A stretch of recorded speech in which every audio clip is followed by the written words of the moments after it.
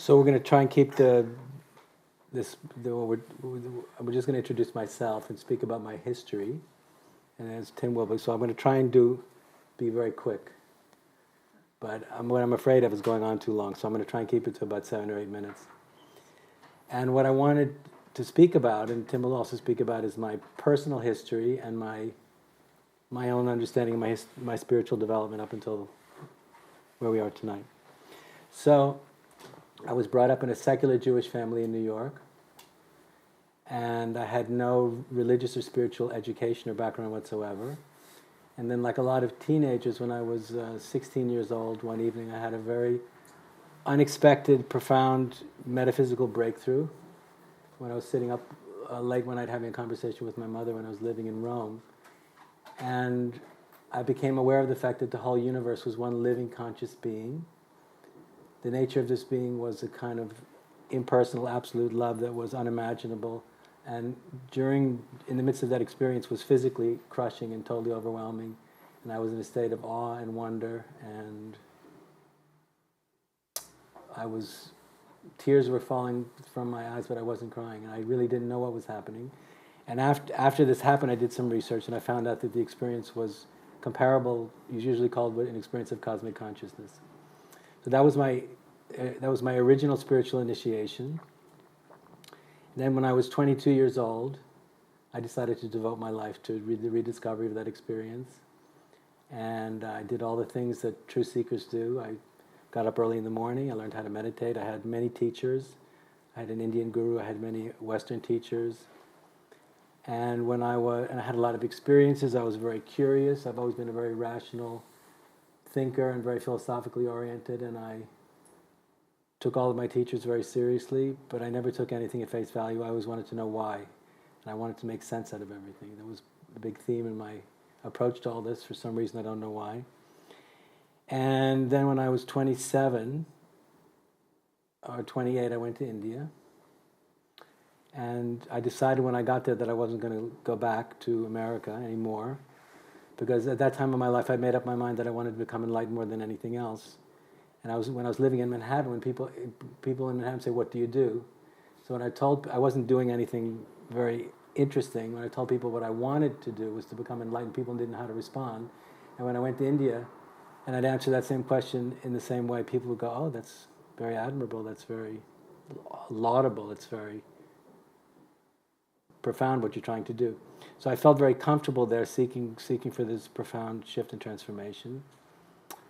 And then I met my wife-to-be, who was Indian when I was there. And then after about 2.5 years, I met my guru-to-be, and his name was H.W.L. Punja, who was a disciple of the great Ramana Maharshi. And when I met him, he was quite unknown. When I met him, he was living in a small room in his son's house.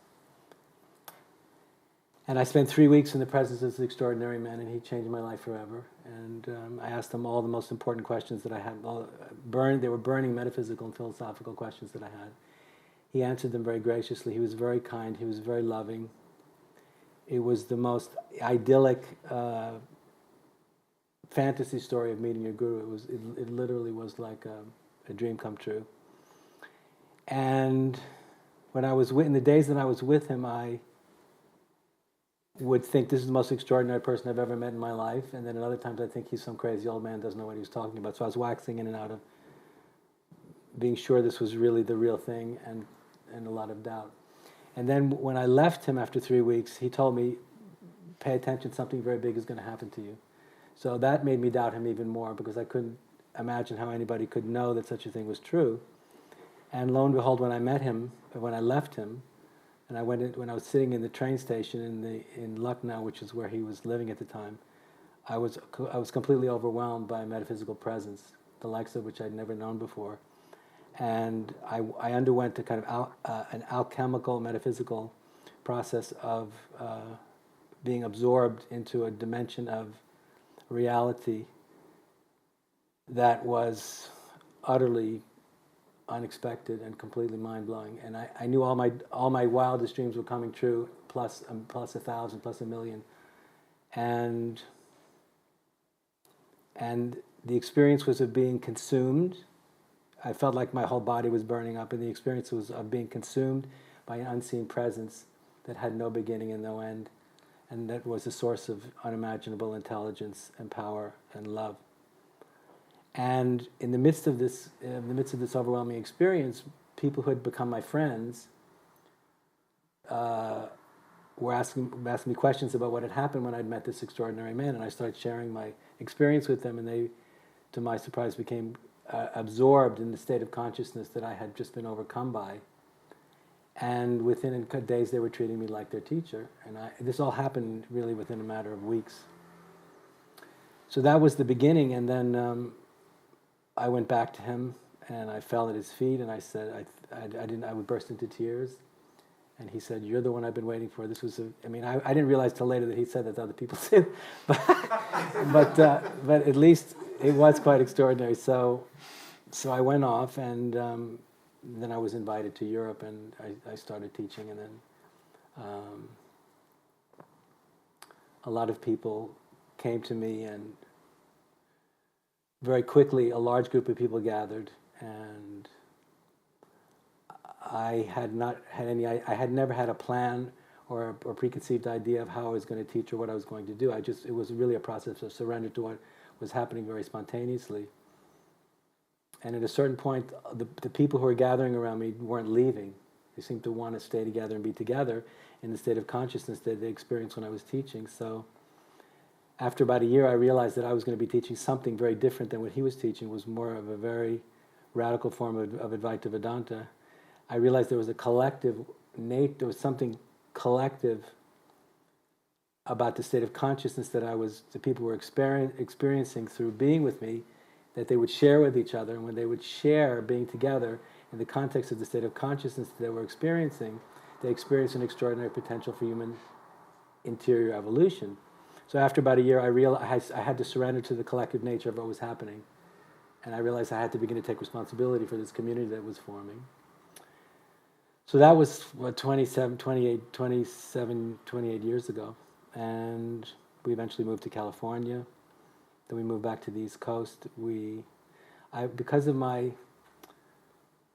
Because I was a very rational person, I always had a lot of questions, and I was trying to make sense out of my experience. And I didn't believe everything that I'd been told. So in order to make sense out of this movement of this metaphysical revelation of non-duality moving from the East to the West, in order to help make sense of it with my students, we started a magazine called What is Enlightenment? And my inquiry and our inquiry is trying to make sense out of this phenomena of this metaphysical realization of non-duality moving from East to West. We tried to make sense out of it in a very transparent way with the magazine. And the magazine caught on very quickly because it was very good. It was sophisticated. The inquiry was deep, and we were slaughtering a lot of sacred cows, and a lot of people recognized it. And this, so my own understanding of enlightenment went through significant changes, and I just want to touch on them briefly because we'll go into it later as we speak tonight. But my teachers, the revelation he gave me was that the ultimate truth is consciousness, is a timeless, formless, beginningless, and endless ground to all of experience. When we awaken directly to the truth of our own self-nature as consciousness itself, in that recognition, in that realization, we recognize that the appearance of the world, which begins with the appearance of thoughts and the presence of our own physical form, are all part of an illusion, of a temporary illusion of that which appears and ultimately disappears. And the only thing that's ultimately real is that which never changes, which is this metaphysical, timeless, formless ground of being, which we can directly access through becoming aware of our own experience of consciousness in this and every moment. So it was the introducing people to this experience, which was happening in very dramatic ways in those days, was the beginning. My guru's position was that the world is an illusion, time is an illusion,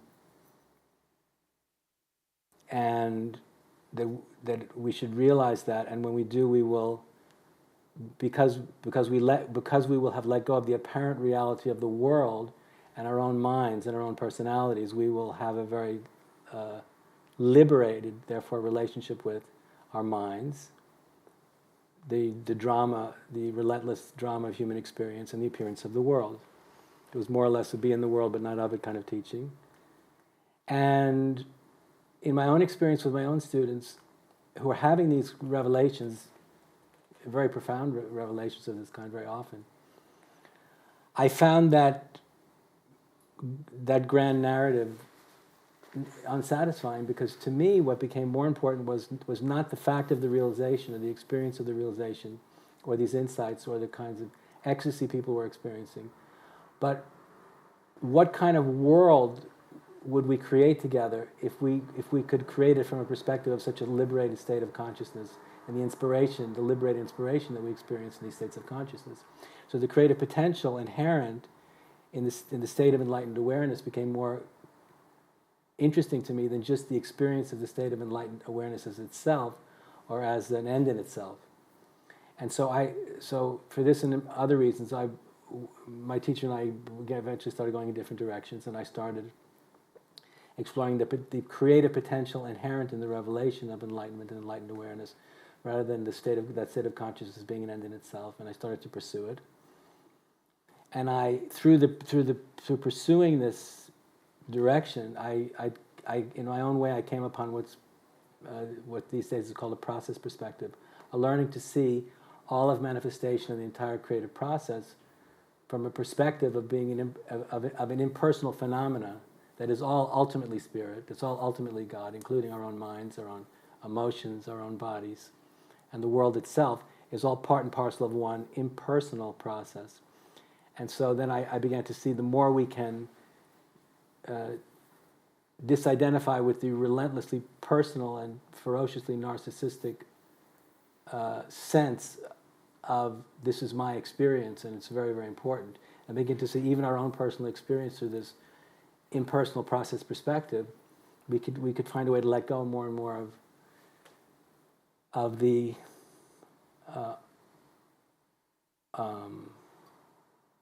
apparent significance of being ourselves, and begin to relate to life, more from a perspective that's free from all inherently creative. So this was kind of a middle step. That's when my teachings went from what I used to call a personal enlightenment vantage orientation to what I used to call an impersonal. It's not a very attractive word, I understand, but we went from a personal relationship to this idea of spiritual liberation to an impersonal process perspective oriented one. And the next thing that happened, and this was very interesting, we were sharing, as I was always teaching and traveling, but there was a worldwide community, and we were sharing these ideas and trying to put them into practice, and seeing all the different ways in which this liberated process orientation, process perspective, how this related to the reality of being a human being. So we always wonder, what does this have to do with the reality of being a human being and all the inherent challenges of being human? And the challenges of being human are infinite. So that's a whole much larger conversation. But I always wanted to relate the experience of liberation and the ecstasy of liberation to the reality of being human. And I know that Tim has been very interested in this particular issue also. But I knew in this shift from a personal subjective experience of enlightened awareness to a shared intersubjective experience of enlightened awareness and the potential in that was really what was lighting me up and what I was very interested in. And the next thing that happened was I became friends with the great American philosopher Ken Wilber. I became very interested in the whole scientific notion of cosmic evolution, biological evolution, and then with integral philosophy, especially cultural evolution. And as I became friends with Ken, I became friends with Don Beck and learned about spiral dynamics. And I recognized in learning about integral philosophy that I had actually been pursuing enlightenment in an evolutionary context without knowing it. But when I discovered evolution as a meta-context, it affirmed what I had been intuitively, the direction I had been intuitively pursuing. And then this went on to a deeper appreciation of the creative and developmental and evolutionary aspect of the creative process as a whole, and recognizing that in this evolutionary orientation that to live a truly conscious life now meant to live in the consciousness of the awareness of this ultimately creative context that gave rise to the experience we're having now, and gave rise to the person we are now, gave rise to the miraculous gift of complex cognition and self-reflective awareness, and then learning to consciously take responsibility for all of that in the spirit of wanting to be a truly liberated human being put us in a unique position to be able to consciously create the future in ways that would have great significance, potentially, for human evolution. And so it's a simplified way of looking at it. But this really started to become the essence of what I was sharing, was the whole potential for human freedom and human liberation in the context of evolution, and to awaken people to a significance. And why I felt it was so important, and still feel it's so important, is because to me the most challenging existential question for most sophisticated postmodern human beings is the absence of a clear sense of purpose in terms of who I am, in terms of why you or I am actually here in this world. What's the purpose of the experience I'm having, and why it's so important for us is because, historically speaking, we're among the luckiest people that have ever been born in terms of our wealth and our education and our personal freedom. But there's so many people have unprecedented gifts of modernity, and postmodernity are unprecedented. And in the midst of it, so many people feel existentially lost and confused because they don't. Yeah. So to me, the awakening to this meta purpose, and metaphysical purpose in the context of evolutionary potential, we can literally realize, why the universe came to life, and why you and I are actually here right now, and the enormous potential in the life that God's given us, and that to me is the answer, is the biggest and most important answer to be found. And once we find that answer, not only intellectually but metaphysically, then we're off to the races. And then from there on, it's up to us to live the most meaningful and purposeful and creative and life we can, to contribute in the most heroic way we can to create the future with everyone else. And in terms of my personal story, I went through quite a crisis about 4.5 years ago, when some of my students were challenged my position as being their guru, because even though I was teaching a lot of these very leading edge principles in terms of how to think about all this, I was very much holding on to a very mythic notion of being a Satguru. And inherent in that thinking is the Eastern idea of coming to the end, of being fully enlightened, coming to the end of the path, being you're on the other side now, and you're never going to, you've reached a state of perfection. And even though I didn't completely believe that, I was still holding on to that idea about myself. And when this was challenged, I didn't take it very well, and this led to me taking a period of time off for reflection and reconsideration of some ideas about myself and about enlightenment itself that I had been entertaining and holding on to, that I hadn't, in ways I hadn't even been aware of it. So when I stepped down, the worldwide community, to my shock and horror, folded very quickly, and I'm still reeling from that, from the fact that happened, because I didn't expect that to happen. It wasn't part of the idea. I thought I needed to take time out for my own reflection, because I'd literally been teaching nonstop for 27 years, but that's not what happened. So I took really 3 years off, which was quite a personal ordeal and the ultimate existential, the biggest challenge I've had my whole life. And then I started, and I'm still recovering from the shock of everything, what happened.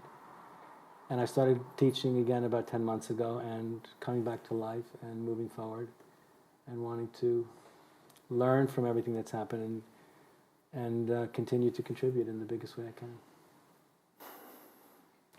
I don't know how long that was. I hope it wasn't too long. So I'm going to be good and not bounce around like I normally do, and I will try and sit on the seat because it seems polite tonight, but I will have to take my shoes off. Hello. So I'm Tim, if you don't know, and I also started off with a spontaneous awakening. I was 12. I lived in the West Country of England. And one day, while sitting on this hill, happened. My sense of it is that I was always profoundly struck with how mysterious life is. I still am every day. Just this profound sense of how enormous and breathtaking the mystery of existence is, and how I felt very confused that all the grown-ups seemed to be pretending that they knew what was going on when clearly they didn't. And why no one ever mentioned it. Why, you went to school and no one ever went, yeah, the universe, what the hell? Or the news, or no one ever said it. And I think that was the thing which probably spurred what I now think of as the moment I tasted what I call being deep awake, which is a name I've ended up with because it feels like, well, it's like being awake but deeper. And for me, it's not an absolute state. I found no limit to it. It just seems, I feel like a beginner. It just goes on and on and on as far as I can see.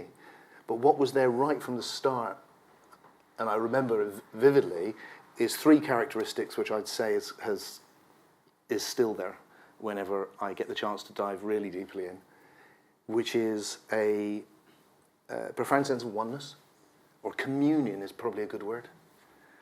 One and manyness at the same time, so that there's a deep connectivity between everything. There's a sensual aliveness. That's a fourth thing. It's going to be like the Monty Python sketch. Oh, and this. And that sense of everything being... and probably for me, when I was young and still, the most important, this wonderful love. Like the whole universe is just pulsating with love, which really hit me very strongly as a little boy, and which still does, actually. And then this sense, which I now think of as a gnosis, a deep knowing, which sounds so naive. Like a lot of these things, they sound really childlike, I think. That there's a fundamental goodness to existence. That despite everything, despite all of the suffering of which there is so much, that underneath that there is something fundamentally good about this. And that's where it started from me, and like Andrew, I kind of shot off and I did every mad thing that I could do to play with consciousness, and meditated and had studied this and had teachers and gurus and took every substance I could lay my hands on and did everything I could find to explore consciousness. And what I found was that it kept happening, and I could go deeper and deeper and deeper into it. But like everyone, I was very influenced by what was around me, and a lot of what was around me was the influx of Indian spirituality in quite an uncritical way. So I just took all of that on to some degree, even though actually it didn't suit me, I wasn't comfortable with it. So that as I got older, I began to question that and began to think, hang on, I've rejected Western religion because it didn't seem up to the job, but I've kind of taken on a lot of Eastern religion without giving it the same critical thought, as if it's absolute, if it's just the way it is. And over the last period of my life, the last few decades, that's felt like, no. What's happening is that I'm evolving because the whole universe is evolving. And part of that evolution is to frame these experiences in a new way. So as a writer, which is probably the best way of capturing the last part of my life, I started writing books, written a lot of books, 35 books. The first whole section of that was really studying all the different spiritual traditions of the world, and very much from a perennial philosophy perspective. Like, there's something the same in this. And the thing which seems like the same is there are human beings like me who one day went, pooh, and went, oh yeah, it's all one, and it's really about love. And then said it in their own vocabulary, literally, that they could say it in that way. And so it came out with a certain flavor and tradition, and they had a philosophy of their time. And then particularly I wrote some on early Gnostic Christianity, which became a bestseller, so that was a big to-do at the time, and kind of changed my profile. But this last phase, for me, has been like, really what I'm interested in is understanding my own experience of life in the hope that probably other people are having a similar experience, and that what I can do is, if I can, as a philosopher, if I can understand it and share it, then that will help other people to understand their experience. And so this last period has been like, well, how can we understand this awakening now, in the 21st century? And a feeling that a lot of the stuff that happened in the past was great then, but we need to be able to revise it. And for me, that's been two phases in that, really. The first was that I see a huge amount of deep spirituality as inherently life-denying, rejecting, because of when it arose. And I kind of get that. I think it's a natural thing. When I first woke up, for me, it was, yes, oh my God. And so there was a natural feeling, why can't I just be always, why do I have to go, ugh? And so when someone came along and said, well, the problem is it's you, Tim, you're the problem. There is something in you which wants to stop you, and it's your ego, or it's your personality, or it's just your separate existence at all. You just believe that it's Tim. And I was very open to that, or your mind. My guru, that was my guru's thing, was your mind. So I was like, this thing's in me, my attachment, my mind. Really, it was the whole of my humanity. That I was emotionally attached to things, that I wanted to do things with my life, I had aspirations, that I kept thinking all the time and wasn't just completely empty and silent. Everything that made me a human being was the problem. So if I could just stare at a white wall long enough, then I would be boo the whole time, and I'd turn into this imaginary figure that I thought these other people were, because I hadn't met them yet. I've met them now, and I know they're not like that. But from a distance, that's what it looked like. So I wanted a spirituality which was genuine to my experience, and my experience has not been that. And it's been much more interesting than that. What I've discovered, which has really intrigued me, is that I seem to be two things at once, which is that there's this profound depth to my being, which is formless and one with everything, from which arises this enormous love which holds everything unconditionally, just as it is. And I'm Tim on a journey, who's a guy from the West Country, has a certain accent, has certain qualities. Hopefully you'll enjoy him for an evening, but if you were with him all the time like I am, he would drive you nuts. And he's on a journey, and being on a journey means that he is necessarily unconscious of things that he doesn't know he's unconscious of. That's why he's unconscious of them. And a part of that will be, I hope to be more conscious tomorrow than I was today. So it's a journey of, I want to say humility, but probably humiliation is probably closer. It's a constant discovery of how wrong I've been, because that's the only way I evolve. So there's Tim, who's constantly evolving, and I see no sign of that possibly ending, and then this thing which doesn't move and change, and they both coexist. So I've developed what I call a paralogical philosophy of spirituality. Paralogical because it's both and, a paradox, rather than one or the other. And what I see from so much spirituality is it's based on one or the other. And generally, it's like spirituality is get rid of this and then you can have this. Where my experience is, oh no, they both exist together. And the more I can just be with Tim and let him be okay, the more this just opens up of itself. And there's nothing in the way, there's nothing trying to stop me, there's nothing wrong, there's just an evolving Tim. And this, together. And that the love comes with them both. So a lot of my time over the last few decades has been speaking out against more extreme forms of spirituality, especially with the advent of massive popularity of non-duality over the last period, which has been like, no, this is the reality, this is the illusion. And it's felt like this is not an illusion, this is really important. And it's through this process of evolving form, that we are conscious at all, actually, of anything, and then we can be conscious of the formless. So that with the one becomes conscious of itself through being many. That's how so that this journey we're on, rather than being an illusion which needs to dissipate, is actually the foundation through which this deeper awakening is coming into existence. And that led me into really appreciating this evolutionary current, this amazing idea. I mean, just amazing idea that we now have from science, although it's an ancient idea. It's inherent in spirituality, it's inherent in in Hinduism, it's inherent in the idea of transmigration of souls in Pythagoreanism. It's the idea of you start as a plant and then you become an animal and then you end up an ape, all of that. So it's a very old notion. But now we have this idea that the whole universe is evolving. Everything is evolving. And most generations have lived in a universe which is what it is. But ours is all moving, it's all evolving. There's a lovely line from a scientist and philosopher I admire greatly, Brian Swim, who I just had the pleasure of meeting for the first time in the Seance and Non-Duality conference in America I just spoke at, where he says something like, yes, what we've discovered is, if you take hydrogen, which is where it all started, one of the first things, if you take hydrogen and leave it long enough, it learns to sing opera. And I love that, because you just get the scale of the vision that we're talking about. So the last period of my life has been wanting to, basically my journey has been further and further in. The first half was like, oh my God, it's all one, and then the whole of the second half has been further and further into, I really want to engage with humanity. I want to speak up for this. I want to see the ego as the hero of the journey, not the villain. I want to encourage people to feel empowered as individuals, not disempower them. And the more empowered and the more they become themselves, the more we'll wake up. Because the thing you notice straight away is that people who get attracted to, people who are here in this room tonight, are more individual, not less. They've actually become, they've individuated away from the herd. They've become more themselves. The individuality hasn't diminished, it's increased.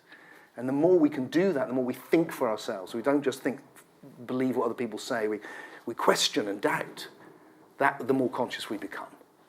So I wanted to speak up for that. And then the last period has been, in my latest book, Soul Story, I've created a whole philosophy called Emergent Spirituality, which has been my contribution towards how can we bring together science and spirituality into one story, and one story of evolution, which I hope we'll get a chance to go into a bit tonight, so that we can see that they are part of one human endeavor, so we can bring these two strands in together, and so that we can say to spirituality that this human journey we're on, which is not just a human journey, it's the whole cosmic journey, really matters, because that's my deepest intuition. It's you know, and not just in the grand sense, which is amazing, but in the particular sense that your individual journey matters. That you are, in the tiniest little things, your relationships with your family and your struggles and those things really, really, really matter. And that this awakening is not from that, but into that, to enable us to engage. So the last thing I want to do is just say a few words about why I'm here tonight. First of all, thanks to everyone who laid it on, and for Andrew for inviting me to be part of this. And I've come because I'm really intrigued, because I came across Andrew's evolutionary spirituality long before I was writing about it. It's always been there for me, but I didn't feel ready or able to write about it, and also Ken's, which was amazing, blew me away. And the magazine, which I thought was extraordinarily good compared to everything else which was on the market, and deep and questioning. Just the mere title was a question, it was great. And there was that. And then I was aware of what Andrew was doing in his own teaching, and I didn't like it. It seemed to be the very opposite to me of where it needed to go, evolutionary-wise. That it felt like for me the whole guru model, the absolute model, was part of the past. That we needed to move into a completely different thing, where we were empowering individuals, and the guru model was built on this rejection of the separate self, the rejection of the ego. There was something that needed to be dismantled, and that's why you needed the authority figure, because no one could do that for themselves. Whereas my own feeling has been, we don't need to dismantle anything, actually we just need to make it healthy. And to encourage it, actually, because most people hate themselves. And that's the problem, it's the opposite problem. And we can bring that love to this, that can be healthy, and then from a healthy ego, this deeper thing will just open up of itself.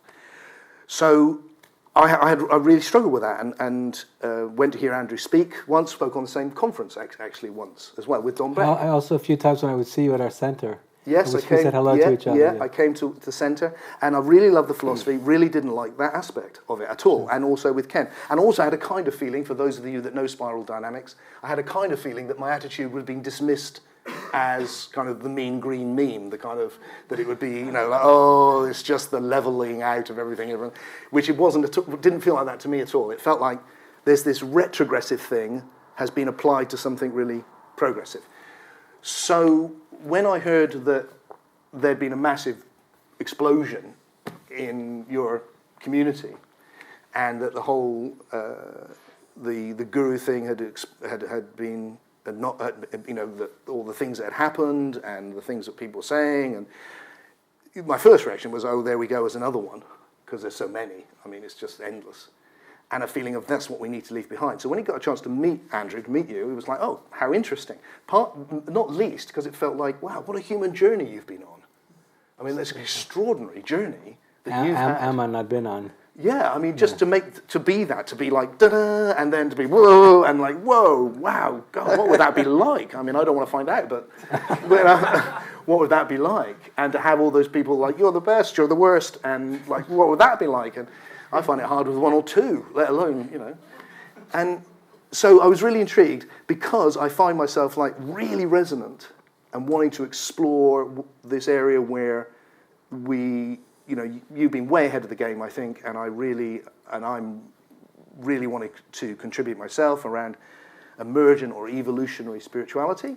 And then this other stuff where in the past we would have definitely disagreed around the role of a teacher and the nature of the ego and those traditional issues.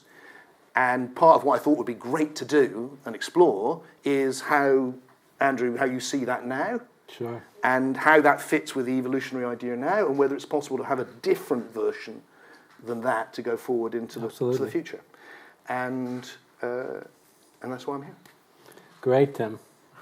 So I think it'd be great to go into those questions together. They're all very important questions for all of us and very relevant, and they're very open questions because nobody really has the answers. But I thought, just before we go into the particulars, just to follow on from what I was saying and from what you were saying, maybe to start with from the biggest perspective, and so we both agree very passionately that transcending the world, what Rupert Sheldrake would call approaching enlightenment as vertical liftoff, escaping from samsara, escaping from the material world, and the goal of enlightenment being to transcend and escape from the human experience, is the very opposite direction we need to go in, because we've discovered that waking up is more about being here than it ever was, than ever. More and more and more. And the more we wake up, the more we realize that we're desperately needed to be here, but to be here not in a state of ignorance and blindness and unconsciousness, but in a state of being radically and profoundly awake, so we can participate from a place of deep insight and liberated consciousness. So as far as I understand, the biggest metaphysical perspective that would encourage us to go in that direction, which starts with the revelation of non-duality, as you were describing. The many is only the one. But then realizing that, as the Buddha boldly proclaimed in the Heart Sutra, that form and emptiness are one and not two. So the Buddha realized that because the original Buddha wanted to escape the world of form and the world of manifestation, and like in many of the religious traditions, the mythic religious traditions in the East and the West, wanted to escape from the embodied existence and what they felt was the tyranny of the human experience, and to awaken to a nirvanic state, a freedom which great yogis and saints could experience as a result of cultivating the capacity to enter deep and higher states of consciousness through prayer and meditation. So this revelation that the world of form is not separate from emptiness itself, and that they're one and not two, makes us see that there is no difference. And if there is no difference, there's really nowhere else to go than where we already are. But then the third component to that revelation, which has happened very recently in history, about 150 years ago, which is the discovery of evolution. So not only is the ultimate realization of non-duality is that form and emptiness are one and not two, but now we have to add to this, and the world of form is evolving, is going somewhere. So that's an important understanding, to see that form and emptiness are one and not two, and that the world of form is evolving, going somewhere. And then for me, what's been very profound and very important, a source of great inspiration, is to use theological language just for fun. That if we would call God the metaphysical principle, that catalyzed the universe into existence, that the universe, that there seems to be very much, when we look into the reality of our experience and we look at what's happened in the creative process at the level of matter and biology and human consciousness and culture, there seems to be a driving force that's compelling the universe to exist, and it's compelling human consciousness to exist, and that's compelling this creative process to carry forward. That if we could say that God, or the creative principle in the universe, compelled this manifest creative process to emerge from absolute nothingness, and when we look into the experience of that drive in our own human experience, we feel there's a great sense of purpose and purposefulness, and a deliberate aspiration to want to exist. And so when we realize that God is both freedom from all of manifestation and simultaneously the essence of the impulse that gave rise to all of manifestation, and is giving rise to all of manifestation right now, including our own impulse towards consciousness, our own spiritual impulse, and the aspiration to become more conscious, it became apparent to me, and I really believe this is true, that at a certain point, this metaphysical principle, in ways that I think would be inconceivable for the human mind to actually grasp or understand, chose to take that leap from formlessness to form. So the world of form is God, or the ultimate metaphysical principle, in a state of deliberate becoming. It's not, as you and I were discussing over coffee, it's not predestined, but there's a deliberate drive. It's the drive of Eros, the creative principle in the universe. So look, seeing all that from a non-dual perspective, then we begin to see that the human experience that Tim's having, the human experience that Andrew's having, informed by this recognition that I'm not merely as the Easterners say, I'm not merely this body and this mind, but this body and this mind, when we awaken to these metaphysical realities, these truths, are vehicles through which this process can awaken to itself, can recognize itself and realize itself, and then ultimately can consciously take responsibility for engaging with the life process in and with that knowledge. Then that knowledge enters into the world in a very profound and powerful way through us. Great, we disagree about that. Good. Because then that's something we can explore. Because yes, in principle, and I see it slightly differently. Yeah. Because, gosh, coming in on God straight away, that's pretty far out. Well, it's a provocative word. Yeah, I love it. And it's a more important idea for me all the time, actually. I see God, or spirit, if you like, whatever word you want to give to that, in a sense as the origin. I don't see that as deliberate. I don't see that because I think it's slipping something in before. You mean you're talking about the word God? Yeah, or just a consciousness that's deliberately doing something. I prefer to see it as the only thing I think I can say about where the universe has come from is something Brian Swimme said years ago, which is it's come from the potentiality for the universe. Right. So I see that the ground as potentiality, and it being in the very nature of potentiality. Yeah. To realize itself. That's what potentiality does. And that what you can see happening is the realization of ever more emergent potentials. So you've got spirit or God as pure potentiality, the possible, realizing itself as ever more emergent potentials through this unfolding of form, of time. Yep. And it's right here, right now. I see that there's this emptiness, and then there's this unfolding of time, something timeless, and this unfolding of time, through which the past is constantly accumulating. There's more and more past all the time than there's more past now than when we came here before. It's building up information, and as it's doing that, it's coming into ever more evolved and emergent forms. And my own sense then is you've got God as being, or just pure being, and God as becoming, Plato's thing, but also it feels like it's going somewhere. Right. And where it's going, it feels, is another emergent level altogether, because certainly, yeah. So that there's a level of that just as things keep combining, and what Ken would call deeper holons, that idea that things combine to bring more emergent realities into existence, and so. For instance, just as all the cells in my body have got it together to be this one body, that actually we're bringing God into existence through this. And that through the communion of souls, when we come into this state of conscious oneness, that what's arising is that what I experience as this big love. this enormous love. So this enormous, God is not where it's come from, it's where it's going in that sense. But wouldn't you agree that that there's an energy and an intelligence that's driving these potentials to continue to catalyze greater and greater potentials and greater complexity? That's what I meant. There's an inherent creativity, yes. Yeah, and the creativity itself is a drive or a force or a compulsive. Yeah, it's a compulsion in the process. It keeps on, and I think we can see it in every moment. Every moment's a fresh one. It's never happened before. It's constantly new, always new, always new.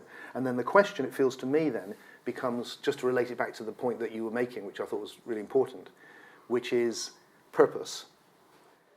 Is that what I want to say is that it's not that the universe has a purpose. It's more that purpose is inherent in its very nature, because it is the realization of potentiality. That's what it is. Yeah. So that when it reaches us, the purpose which is inherent is the realization of ever deeper, more emergent potentialities. So here are you and I existing on this level where we're matter, and then we're body, and then we're this other thing where we're having a meaningful conversation, which is mind or soul or psyche. Yeah. On that level, what is the most emergent potentiality that we can realize? But the difference for us, as compared to molecules when they were turning into water for the first time, is that we're doing it consciously. We can actually reflect and say, I can actively engage with this emergent process and bring the most emergent part of myself to life. So it's my personal conviction that the fact that we ended up with this extraordinary potential is not an accident. That this potential was somehow inherent in where it was all going. It was going to end up here one way or the other. Maybe not particularly this way or that way, but inherently that the energy and intelligence that created the universe was going to give rise ultimately to sentient life forms that were going to have a greater capacity for more complex consciousness. And the more complex that consciousness became, it was going to begin to become aware of who it really was, and then endeavor to take responsibility for the highest reasons for the whole process. I mean, that's kind of the biggest way to understand it. Yeah, I mean, the problem I have with putting, and I don't think you're doing this, but the problem I have with putting anything which is a conscious God at the beginning of time, of any form whatsoever, is I don't like him. I don't like him because he's mean, because he's created. But I would. Or it is mean. I would respectively disagree that the idea that there's a conscious principle at work doesn't necessarily need to associate in any way with the mythic notion of the angry Jewish God in the sky. True, but it's even just enough to go, look, there's an intentionality to this. There's a logic behind it, because there's also a craziness to it. Absolutely. You know, it's like, if you wanted to get to you and I having this conversation and all of us awakening, then, you know, really 120 million years of dinosaurs ripping the hell out of you, why would you do that? Five extinction periods, but, you know, it's like this amazing consciousness is indecisive, it doesn't know what it's doing, and has created a world where babies right now are dying from AIDS, and it's like, ugh, I don't like you, you're mad and dangerous. Whereas if it's what it's arising from is this potentiality, it is realizing itself and becoming that, so that deep, conscious, compassionate oneness is not where it's come from, but where it's actually arising now, where it's going, because the deepest things arise last. You know, it didn't start with soul; it started with hydrogen. I guess the point of not that we're not totally in alignment is that there is a movement toward. I agree with you. There's a lot of chaos and conflict and. But there's a movement towards something. Incomprehensible catastrophe and confusion. But the fact that there is a dynamic movement towards coherence in the process, that in the midst of all the chaos and the confusion and the meandering and falling back, is ultimately what's driving it. The knowing that that's the case, for me, is a great source of faith and conviction. My sense is slightly different again, I guess, which is that first is I have no idea, but We're doing our best. But we're doing our I'll best. keep My going. intuition would be that every moment is everything is the past meeting the possible, is the form meeting the formless, timeless meeting time, and that the past, the nature of the past is it accumulates so that there's more, and it hasn't gone anywhere. This is everything that has ever been is implicit in this moment.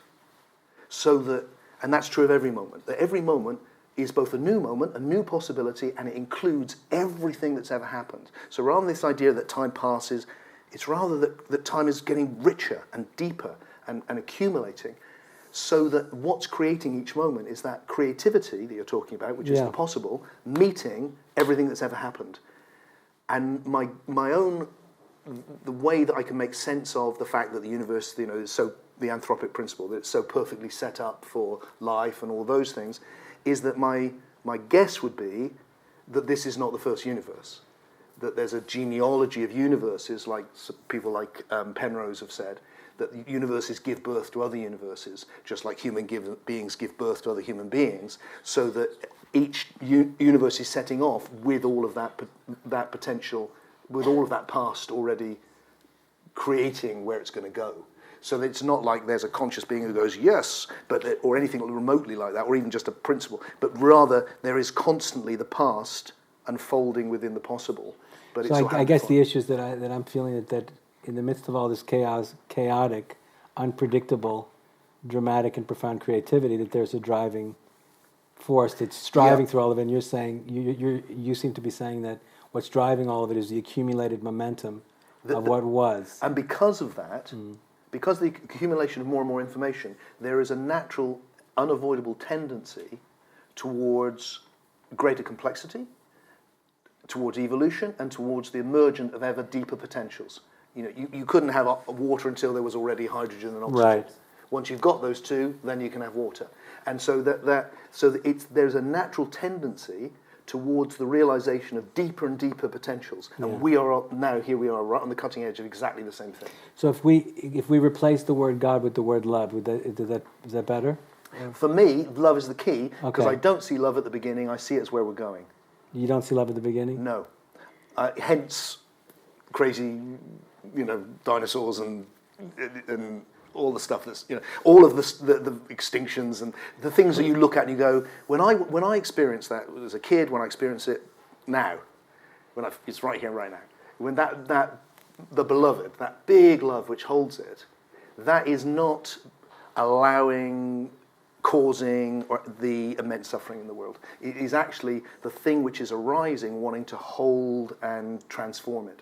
So the imperative that I feel is towards that, is this new thing that's coming into being. But don't you think that there inherent in the creative process at all levels is creation and destruction happen simultaneously? Yep.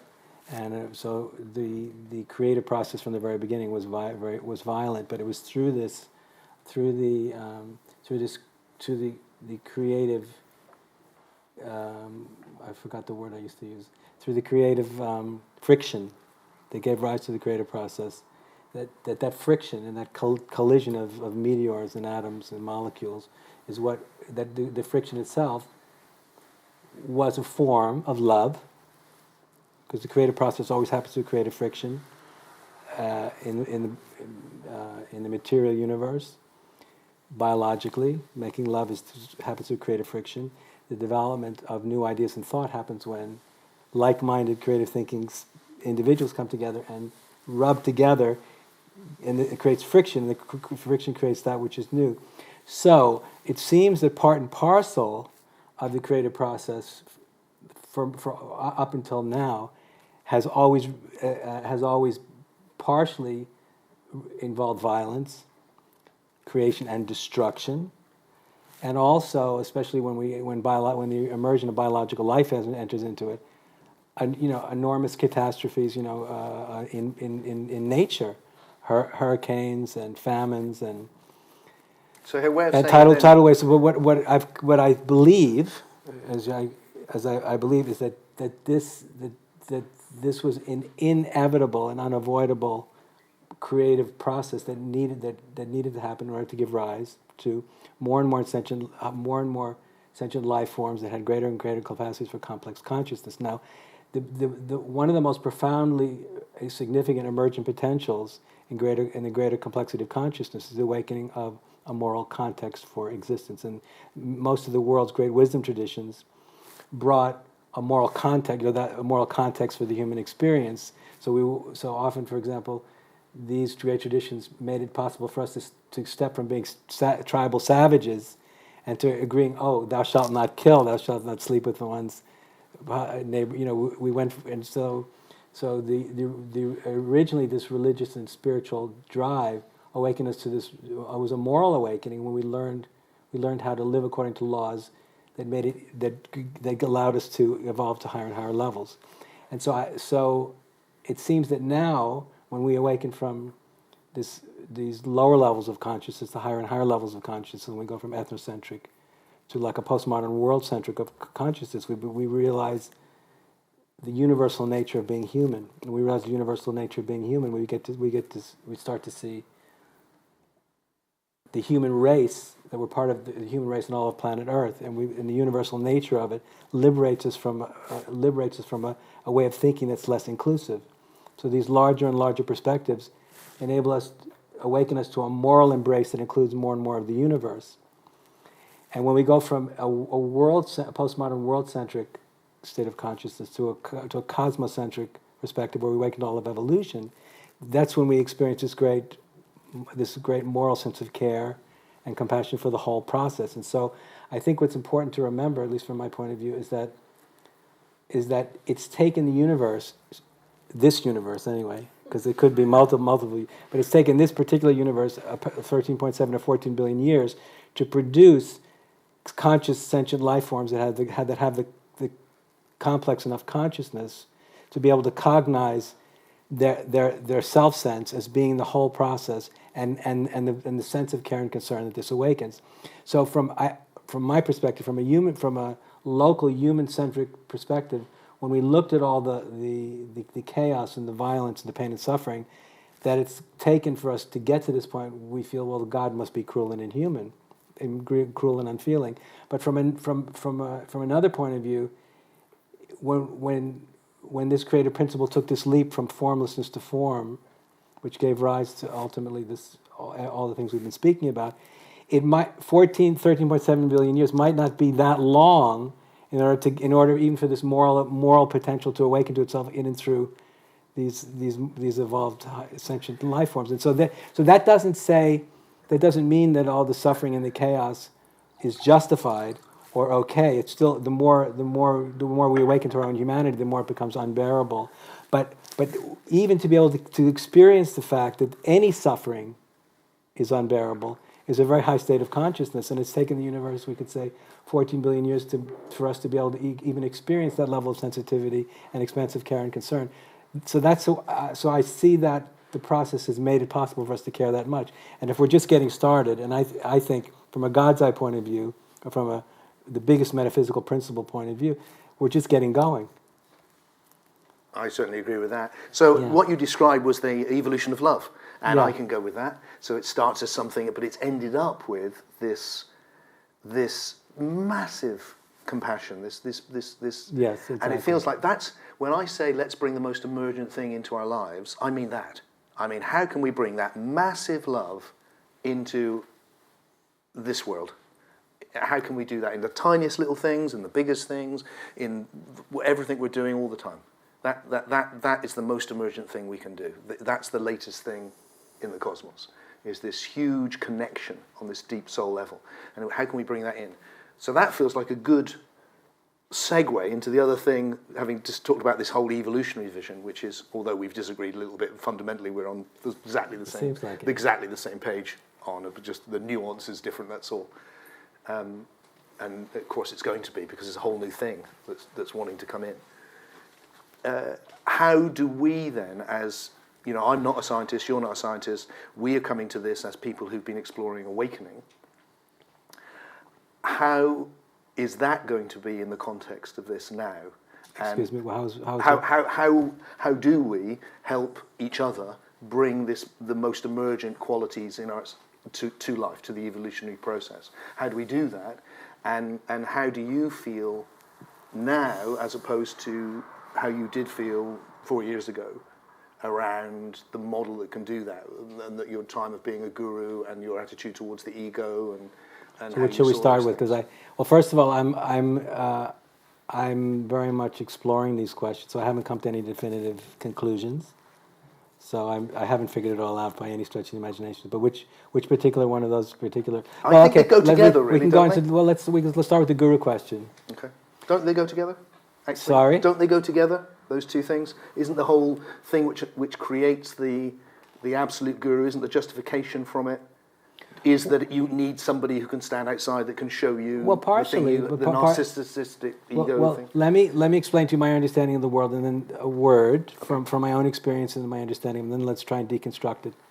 So, my understanding about the significant, the most positive understanding of what that means, it would be someone who has had such a deep experience of awakening to enlightened awareness that they have been permanently transformed in such a sense that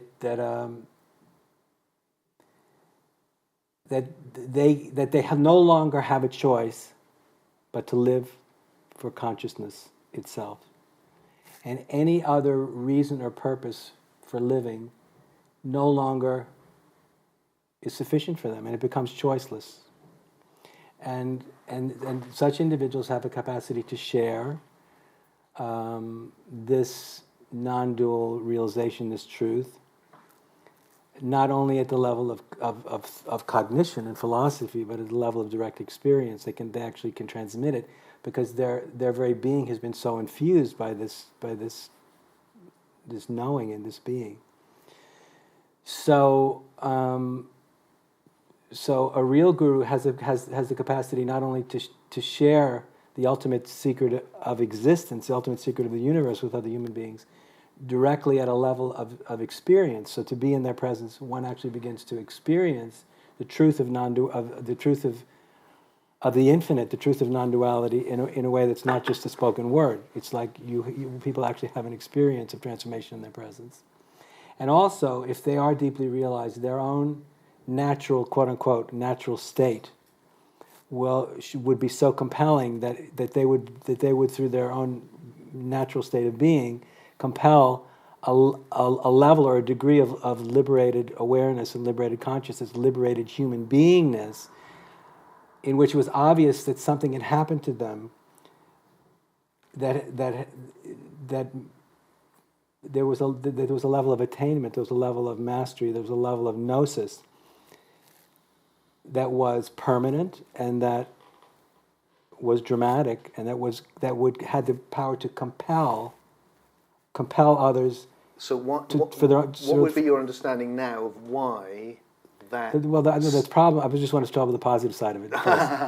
So and I don't mean just from your experience either. No, I mean, my sense is just like sure. every time I it's just it's ubiquitous. No, I'll critique it now. Okay. I'll critique it, but I wanted to just because to me it's a complicated question. So because for me, what's important especially in this postmodern flatland cultural context we're in, as we all know, you can be a guru as it relates to finances, you can be a guru as it relates to sports and nutrition, but if you're a guru as it relates to spiritual matters, you must be a fake and a charlatan and a fraud and a hypocrite and a rip-off artist. So the problem isn't even with the word guru. The problem is with that there is the very notion of spiritual attainment is in question. And so I feel personally that we need to protect and honor the truth of the fact that it's possible not only to awaken, but it's possible to awaken to deeper and deeper levels of consciousness. And not everybody who has these awakenings is at the same place or same level of attainment. And that a deeper level of spiritual enlightenment actually has meaning and significance for all of us, and that needs to be honored and respected, I believe. And especially of course in the East, they do that because they understand that these higher states of consciousness exist. In the West, we have no knowledge or recognition of these higher states, so we don't understand what it even means. But so that's the positive side of it, and I still feel strongly about that. The problem is, and we were discussing this a little bit when we went out for coffee, is that there has been a presumption, and this was also a presumption that I shared before I ran into my own problems. Did I really believe it? Anyway, I don't know. But anyway, there's a presumption that the attainment of gnosis and the attainment of a deep state of enlightened awareness automatically would presume that the human vehicle for that state of consciousness has somehow reached a state of perfection or purity. And in the mythic traditions, this imposition or this projection, this belief is portrayed in the idea that Jesus was born of a virgin or the Buddha was omniscient. A lot of these mythical stories compel to us some mythical or ancient notion of human perfection. So the story over the last 45 years, when a lot of powerfully realized gurus and masters have come to us from the West to the East, including Western teachers, is that there was a presumption in the perfection of their realization, the perfection of their humanity, and then there were these confusing episodes where no doubt they could transmit these states of consciousness in very powerful ways and awaken a lot of people. But in terms of the evolution of their own humanity, they still had unexamined psychological and emotional issues and shadows that usually led to great catastrophes. So I think the main problem for me with the word guru and what it implies is the mythic belief in the perfected human. Yes. And I know that what got me into trouble very specifically is when after 27 years of having kind of in a situation where I had absolute power, not that I wielded it in that way, but my authority was never questioned. When after 27 years I got used to never being questioned, when my senior students who'd grown up and became independent, autonomous adults had started to realize, well, I love Andrew very much, but he's made mistakes and he's imperfect and we need to talk to him about it. And so my big failure, I wasn't ready to meet their demand, their call to be called to question, and that's how I failed my students in that moment. And I had to spend the last 3-4 years coming to terms with that huge error, which had to do with ego, pride, superiority, and being very blindly identified with the mythic nature of my role and my position as being a guru for so long. So I've spent a lot of time deconstructing that part of my own identity over the last 4 years, and I feel like I've very much come back to earth. I've joined the human race. I realize that I'm a flawed human being just like everybody else. I have my strong points and my weak points. I have certain gifts that other people don't have. But I'm fundamentally living on the same human plane with everyone else. And before I realized I didn't really think that was true, I saw myself as living. I mean, and I still have one foot. I still believe I have one foot in a dimension most people don't know about, which is true. But that no longer means that I'm a perfect specimen or I'm not a flawed human being. So I think how I feel about it, just to put it very simply, finally, is that however we're going to do it, I feel we need to preserve the meaning and significance of spiritual attainment, that it means something and that it's rare and it's important for all of our sake. And we need to demythologize the fact that having a very profound attainment necessarily means that we're anything close to being a perfect human being. Yes. Oh, cool. Lots of interesting things I want to say and ask you as well, really. I'm just thinking, my own gut feeling is that it always feels, if I've had an amazing experience with people and we go into the deep wake state and people enter the state for the first time especially and all of that happens, the last thing I want to talk about is attainment. It's not a word I really because it just feels like what I want them to see is something, it's just simply what they are and what they can experience for themselves.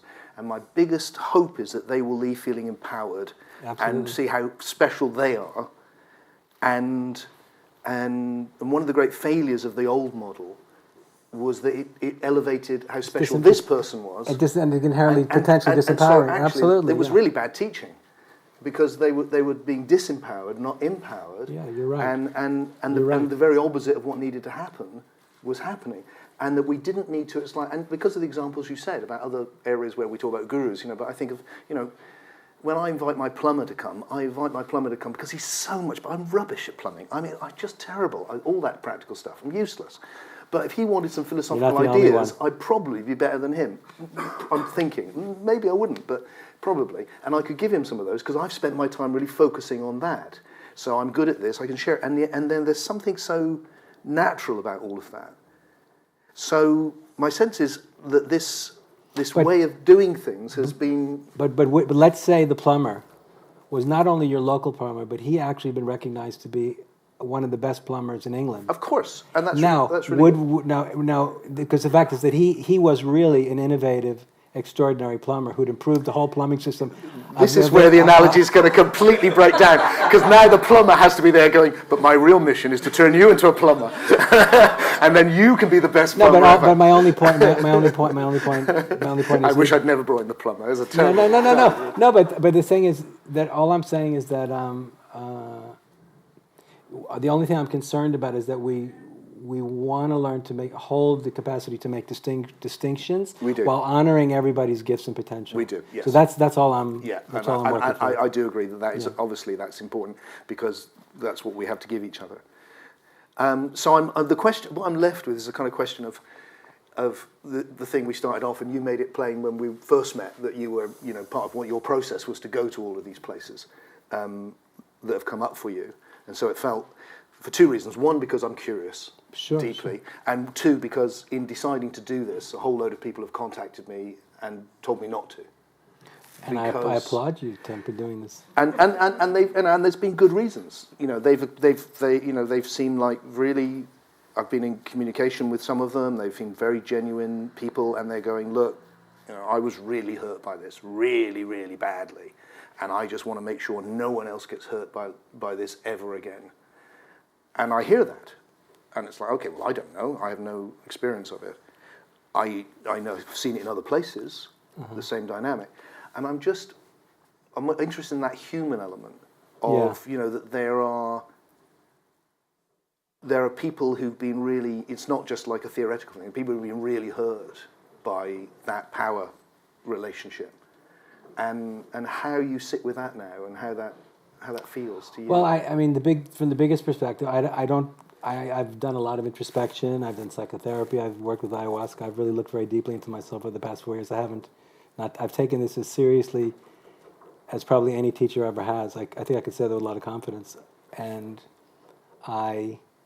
when I stepped back, I let everything fall apart, because I really felt I had to really face everything in the most complete way I could. So, after 4 years of great introspection, and I made the ultimate sacrifice to do it. I didn't fight to hold on to power. I really let it go in order to find out what the truth was. So, after looking very deeply into myself, I haven't found ill will, or basically bad motives, or any kind of will to harm anybody. But what I do know is that there was. I was very young when I started teaching. I was 31 years old, and at 31-year-old, I only had so much life experience. My teacher told me to never doubt myself. So. Wow. Yeah, and he told me with great force at the very, very, very beginning. So there was a level of doubtness that made me very powerful. Wow, that's really bad advice. Well, I agree. but irresponsible advice. Well, we can look at. I mean, there's many ways to look at it, but nevertheless, that advice. Plus, I still am, but I was a very inspired young man, and I saw potentials because I gathered a lot of students very quickly, and I started to notice what was happening around me is what happens around most gurus. That a lot of my students thought I was the greatest, the best, the most incredible teacher in the world, and because they were my students, that meant they were great. And I was looking around, I was saying, that's not true. You're very self-satisfied, and you're through the identification with me being your student, being your teacher. That's just making you feel more self-satisfied. And my vision for what I wanted to do with this group of people who were so attracted by the teaching was I felt we wanted to co-create something that had never happened, but we wanted to co-create some extraordinary vision of heaven, the vision of the possible. It was a utopian evolutionary aspiration. In order to do that, everybody had to be willing to give their whole hearts and their souls to this, and we had to be willing to play for real and to do real spiritual practice and to be very transparently honest with each other for the sake of what we were trying to do together. So my fundamental error was that and this has happened in evolutionary experiments in the past, it's been the shadow of the evolutionary impulse, is that I began to see people, but I was very transparent about it. I shared this view. This doesn't justify what happened. But I said, I see all of you as means to an end.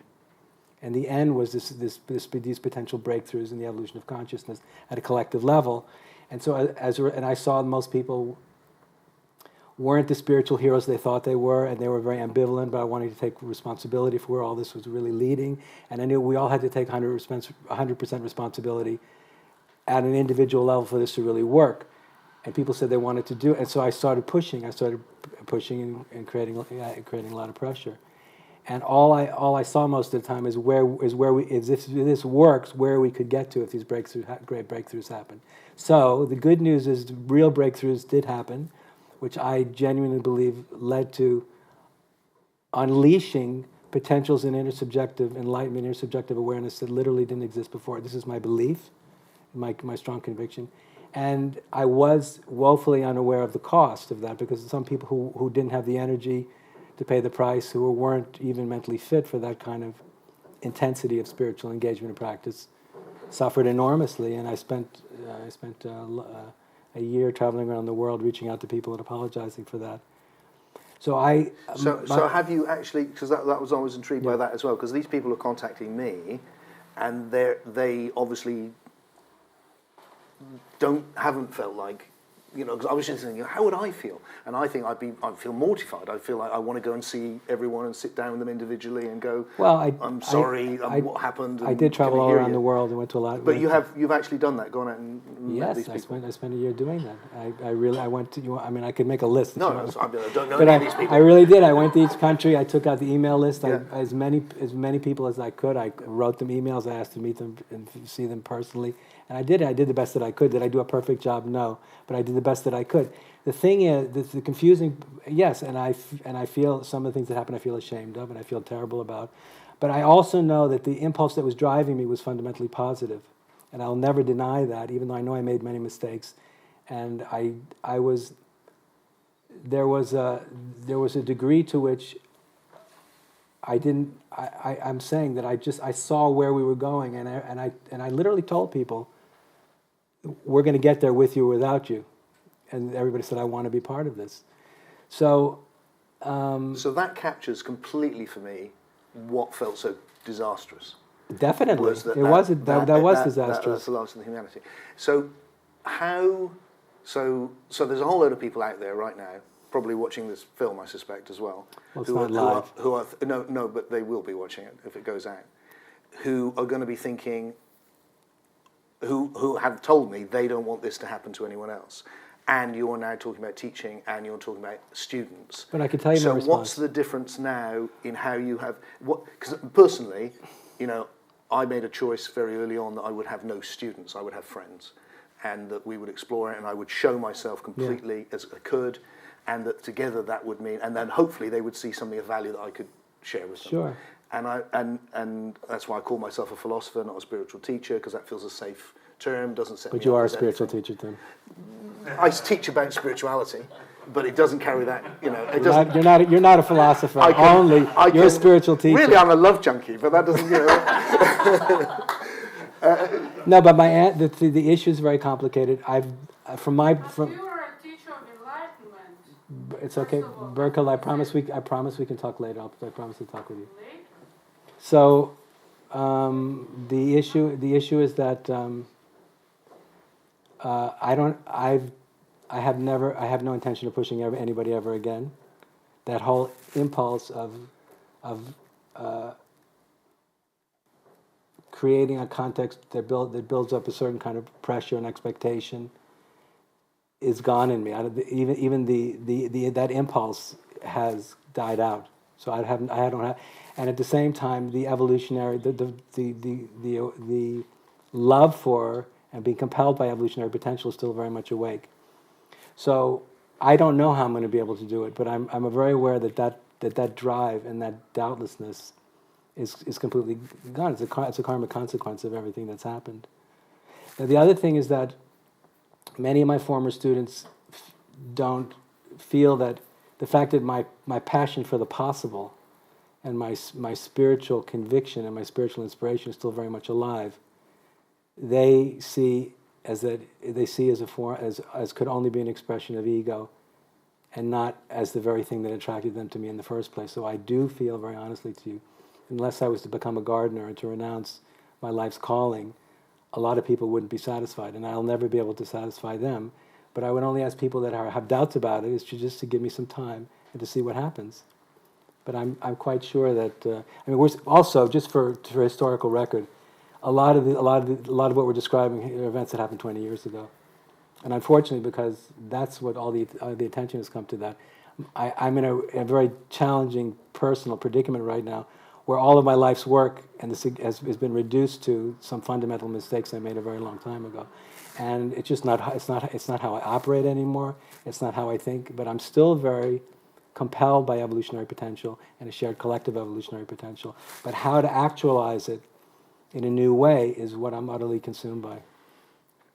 Maybe that would be a good place for us to have a break and then come back together. The only thought I want to add to that, because it just feels very pertinent right now, is how just collectively, we're here talking about it in a spiritual dimension, but actually, collectively, it feels like right this very minute, the whole of Western culture is having a look at power relationships between men and women. That's right. In the workplace, how power abuse.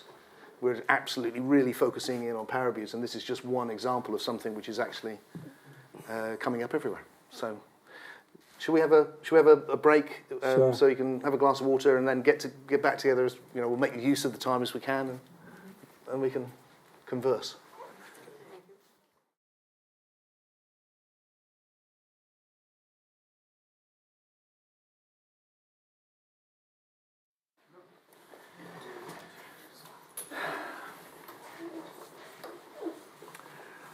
So as you probably gathered, it was all, we decided earlier we'd just start us off and see where it went, and hopefully we covered a little bit of the idea of the evolutionary aspect and a little bit of the stuff that I wanted to talk about, and the time's gone really fast, as I knew it would, as it has done every time we've talked, and let's just go where you want to take it, folks, and maybe we'll try and give answers and responses to Ian.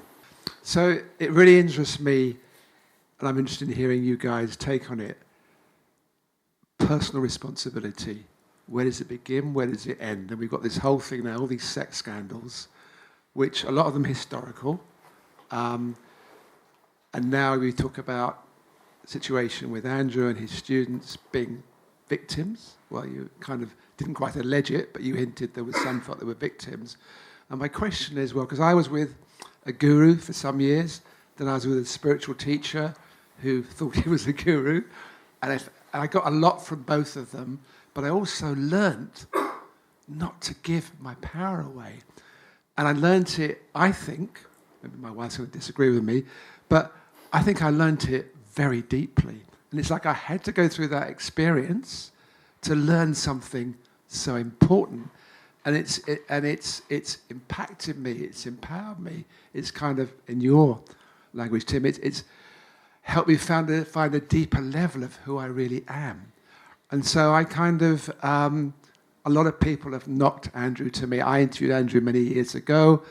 And I like the fact, Tim, you've engaged. I like the fact Andrew's come back and with humility and talks about where he is and what happened, etc. In a way, there's nothing wrong, is there? If we look at now and where we go forward, which we both talked about, there's nothing wrong. And I wonder how you feel about the role of the victim and the perpetrator. Can I respond to that? Just because it's... my feeling is, of course you're right. I also had a guru when I was younger and gave my power away and took it back and hurrah. And learnt a lot and was grateful for the experience. I'm glad I went in, even gladder I came out. And so that was good. And obviously, I can see that people do give it and want to, because it's great that somebody else knows. In a world where it's scary and confusing, there's someone else you can put your faith in. So there's no doubt about that. But there's something good in every experience. There's no experience so bad that there's not some kernel of goodness that you can find in it. Most of the things that people pick up in their lives are from often the worst experiences. But that doesn't mean we still want to perpetuate those kind of relationships, those power relationships in which abuse can happen. And the thing which was really touching me from the emails and the contacts that I'd had from people when I said I do this was that what people were concerned about, I think, is a genuine thing too, which was like, well, I've been hurt, I don't want anyone else to get hurt. So it feels like we're looking at something real in all these different aspects, in which people give their power away and other people take it. It's hard to give your power away if someone says, I won't take it, and constantly goes, no, come back to you, which to me is the model we need to go into in everything, but specifically in teachings of awakening. We need to develop a new model in which the teacher is constantly giving it back, so the projection never happens.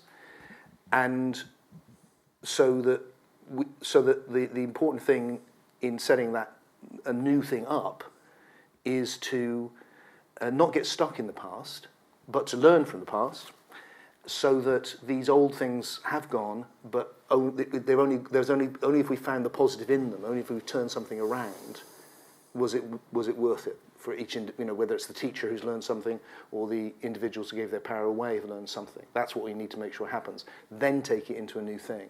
And if we can do that, then my hope is that we stop just going in through blame and recrimination.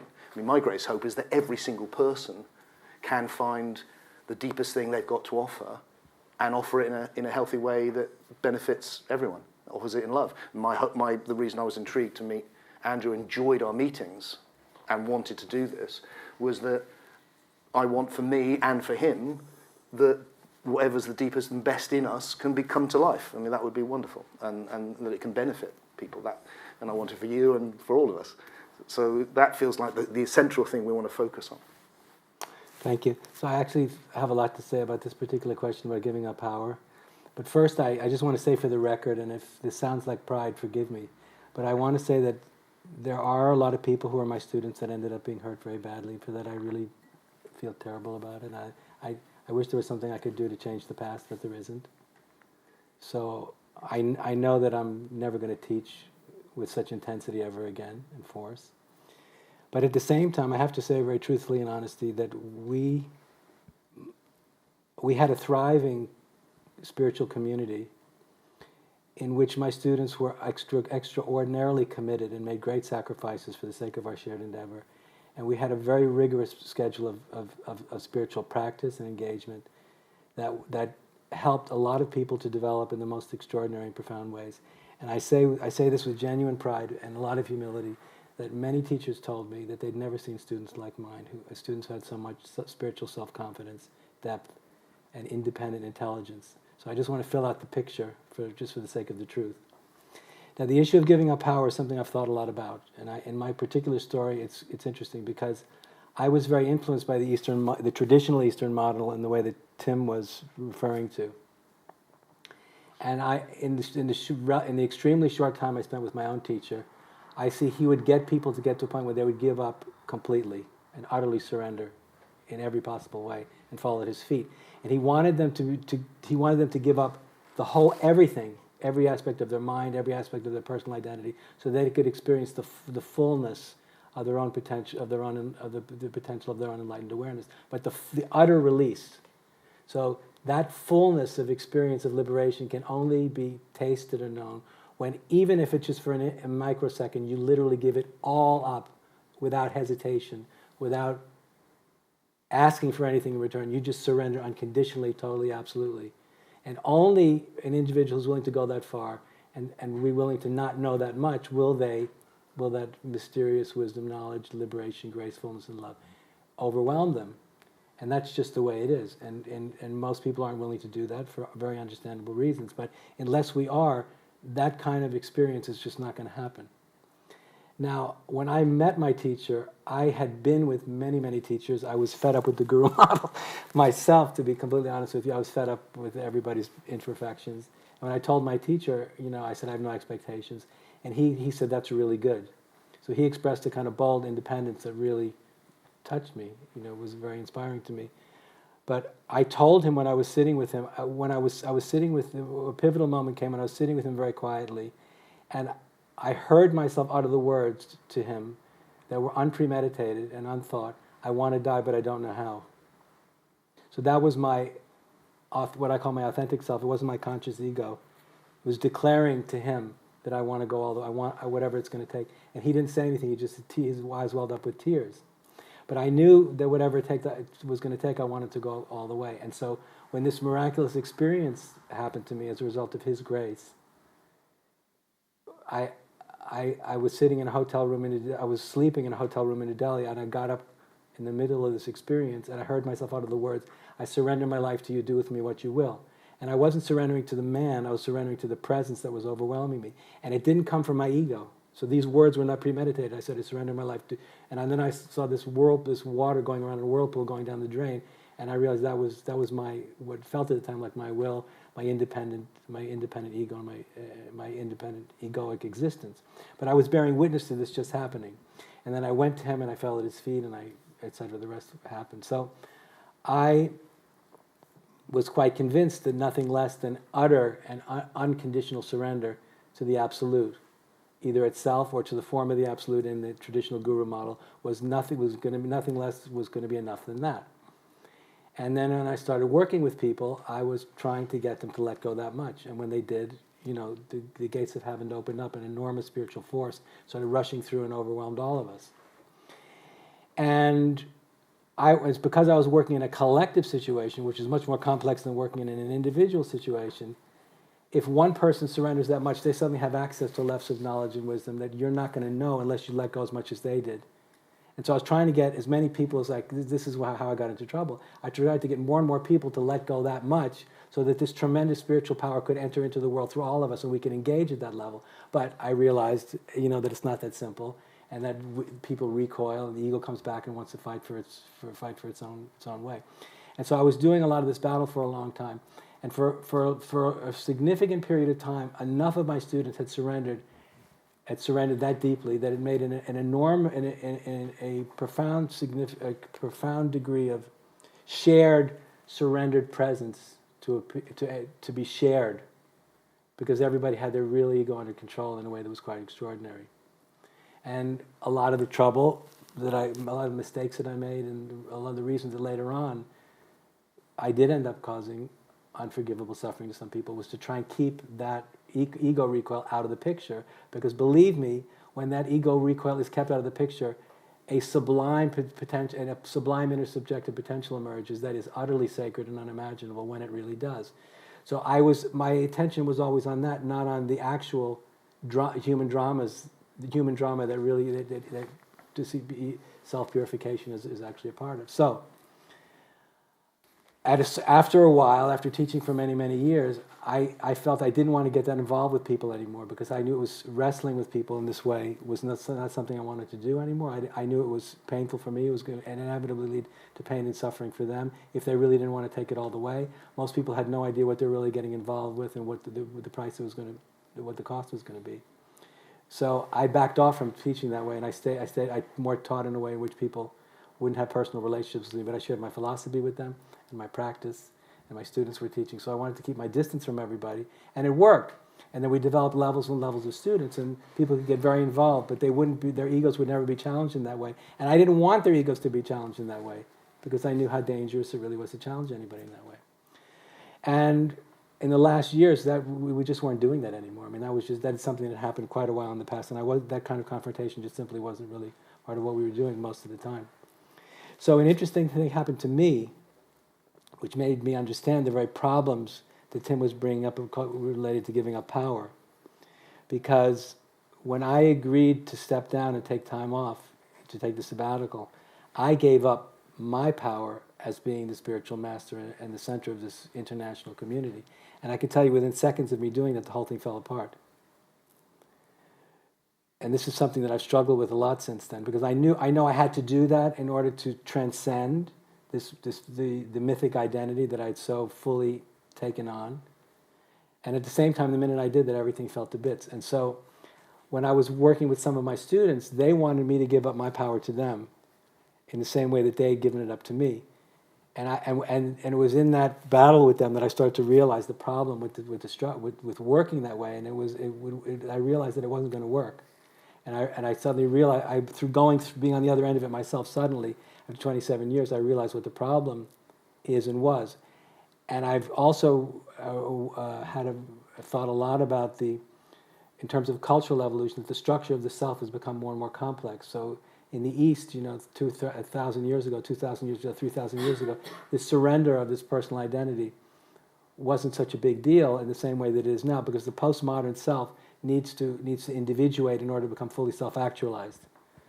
And in order to fully realize its potential, that has to happen. And even when my own senior students were expressing that need as needing to individuate from daddy, I was the daddy figure, I was the father figure, the guru figure, I was so lost in my own mythic identity that I didn't see and recognize their own healthy, natural developmental need, that they needed to get away from underneath my umbrella and fully spread their own wings and fly fully independently from me. And because I was lost in this old identity and very attached to it, I didn't recognize that their need was healthy. And I needed to let them go and encourage them to go and become who you need to be. And I love you. And I'm ashamed of this, my betrayal of them was, I felt that it was a betrayal of everything that we committed ourselves to. I didn't see what was happening in front of my face. As sophisticated as my teaching was, I failed them dramatically in that.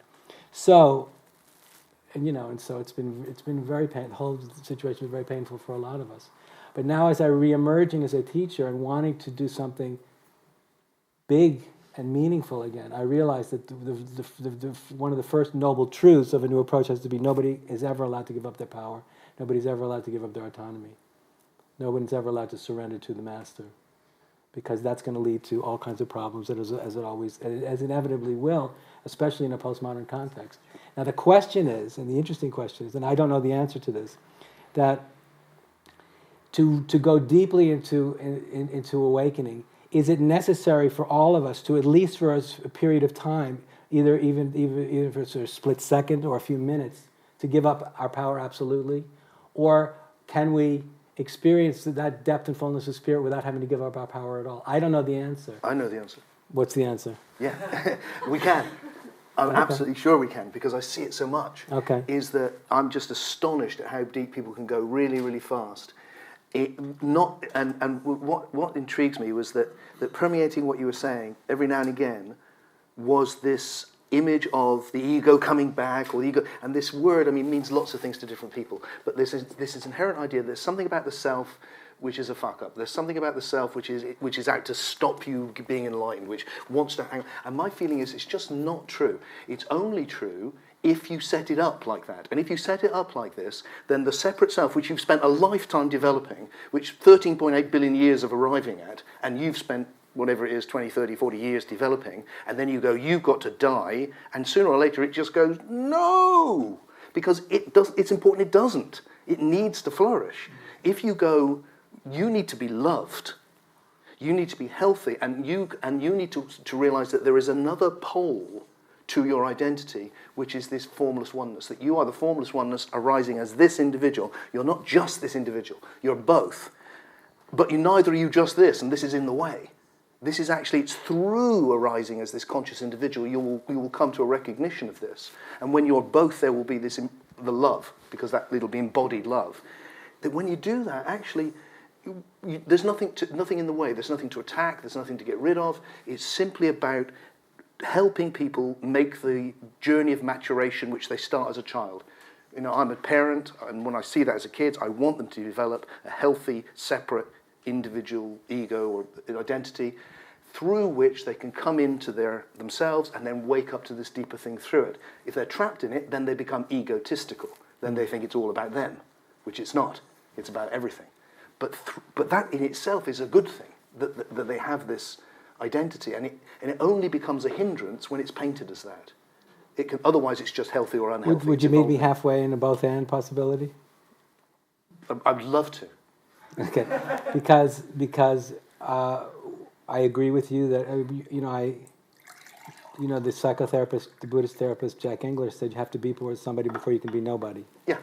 So that means that and this is something that I wish I understood at a deeper level a long time ago, that generally only a self structure that's fundamentally which is enormously healthy will have this strength and the positive self-belief that it will be able to let go. But if someone is still in the grips of self-hatred, yes, fear, and neurosis, yes, and they're put under too much pressure to let go, that's going to create enormous problems. So I'm guilty of that mistake. Exactly. So I fully agree exactly. with you. But I fully understand that. But also I do feel that the that having a healthy ego and a positive sense of the inherent goodness of oneself and accepting the good and the bad and our imperfections and forgiving ourselves and being fundamentally in a healthy state is not necessarily enough to take this step. No, it's not. not. Necessarily a step No, to take. not in and there's itself. another element to it, which Yes. is what I found, and you may not agree at all, but I found that there is and always has been a profound dimension or part of awakening that's pretty soon becomes countercultural, because when our fundamental identity, our culturally inherited values and our belief systems are suddenly challenged by the revolution of this infinite context, and we realize that all of these perspectives are created. They don't exist as absolute realities or givens. They're co-created through shared belief systems. When we see through all that, there's suddenly the recognition, I can, and this is what's very exciting, I can actually choose to consciously create the self I want to be from this profoundly liberated perspective. And there is a part of the self that in those moments can say, no! And can and will resist this. Yes. So what I wanted just to add to it is that I fully agree with you, and I've made all the worst mistakes in terms of not respecting the ego's need to fully become healthy before it's ready to fully make that leap, and the damage that can be done if it isn't. I also realize that having a healthy, I'm just repeating what I just said, having a purely healthy ego is not enough, and that in the enormity of the revelation of seeing that the world is a construct, it's a created construct, and our relationship to it is all a construct. There's no given, there's no absolute givens. It takes an enormous strength of spiritual conviction and abidance in the freedom of emptiness to be able to bear the overwhelming implications of all that. And that I have found in the work that I have done imperfectly is where a lot of people can become very unstable. And so I don't know the answer to the question. I know that That's why the love seems so important to me. Yeah. Because if it's just, there's such a liberation in the mystery when you just, wow, it's just so big, isn't it? And the formless oneness, but it's not. There's a quality to it of embracing that comes with it, so that it which reaches right down, and that is what I think can hold the fact that Tim is so on a journey and imperfect and is falling over all the time, is because there's this something which holds me up to make the journey, and my faith is in that I can let go into that. You've made the shift. And that's what I trust. And I trust shift. that can happen to anyone. And what I witness again and again and again is it just does. And that if my role then is to try and model as best as I can being all that I am, which means meeting you as Tim, who's a vulnerable human being for all of on us a to journey, show up as being imperfect. and at the same time look through and go, and look, there's God looking back. And, you and then said there's it. Andrew's. Yeah, absolutely, absolutely. And to get that, and then to meet you as Tim and Andrew, and then through that, this wow at the same time. And it feels like if we can model that for each other, then we can encourage. If I can see it in me and I can see it in you, then it becomes easier for everyone to see it in themselves. Yeah, I agree. Well, the more So there's two people here, and one here and one here. There's a gentleman.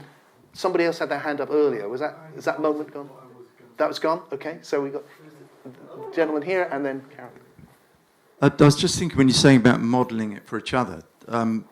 If you look at over the years, I've been around this quite a few years and seeing different stories and personally, and sometimes it's happened where nature has just absolutely kicked the crap out of someone. So do you model Nature, that? sorry? Nature's absolutely kicked the crap out of someone in a way. Like You've lost someone. everything. Yeah. But do you model that bit as well? Isn't that what we're talking about here? For Which me, bits of the modelling it's do like, we look, keep in and which do we take out? It's just about being it's an attempt to be as authentic as possible, which means, look, I know that anything could happen to Tim at any moment. He's feeling pretty good at the moment, everything's going all right, but, I could be turned inside out within seconds. That was attractive. That's what attracted me towards Andrew's story, was there was someone who was turned out inside out. and that I need to be real with that. It's like when I hear people say, since I've woken up, I have no fear, and my feeling is, wow, you're not paying attention. Because this is scary. Here is scary. Here is safe. Totally safe. And here is really scary. And the two are there together. And I can be conscious of both. I was just thinking, because the experience I had in monastery was very much weighted on the nature kicking. They were modelling that. Yeah. It was very tough, and I walked away from that. Yeah. But there's still things that sometimes I can't seem to, with a teacher. Occasionally nature steps in and you go, oh, okay, yeah, now that's, well, that hurt, but oh yeah, I get it. So that's the balance thing I always wonder. And I have no idea, I don't know. You mean, whether my feeling is, look, life is going to kick people. It does that. Completely. And what the role we can play for each other is to love each other. No, I think In that's what I'm in getting the at. midst I of think all of that. the teachers do the nice bit, nature will do the other bit if it's needed, maybe. Yeah, I mean, that's going to happen. That just happens too much, doesn't it? It just happens all the time. And what we need to do is to hold each other's hand. And even the whole teacher thing has to be really handled very gently, because fundamentally, we're just all in it together. Fundamentally, we're just all on this incredible journey. I teach in addictions. I teach meditation plus a little bit more for the NHS, and it's such a gentle process. Yeah. It's so careful. Yeah. But it's so really beautifully, vulnerably, it's just so human. Yeah. Because those people come very naked, so it's... And don't you see that? I'm sure you must see that when we become vulnerable and naked, then these depths are there. It's the opposite, and the love is there. And the depths are not just emptiness, it's a depth sort of full of love. That's the difference. And that's the thing. I think that's the most emergent thing that we need to bring in, it feels to me. Thank you.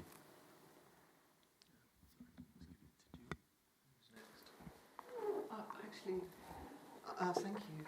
I was just going to follow on from don't know your name, but from what you were saying, because what I want to talk about is surrender, the depth of surrender, which for me has come just through what life, what's happened in my life.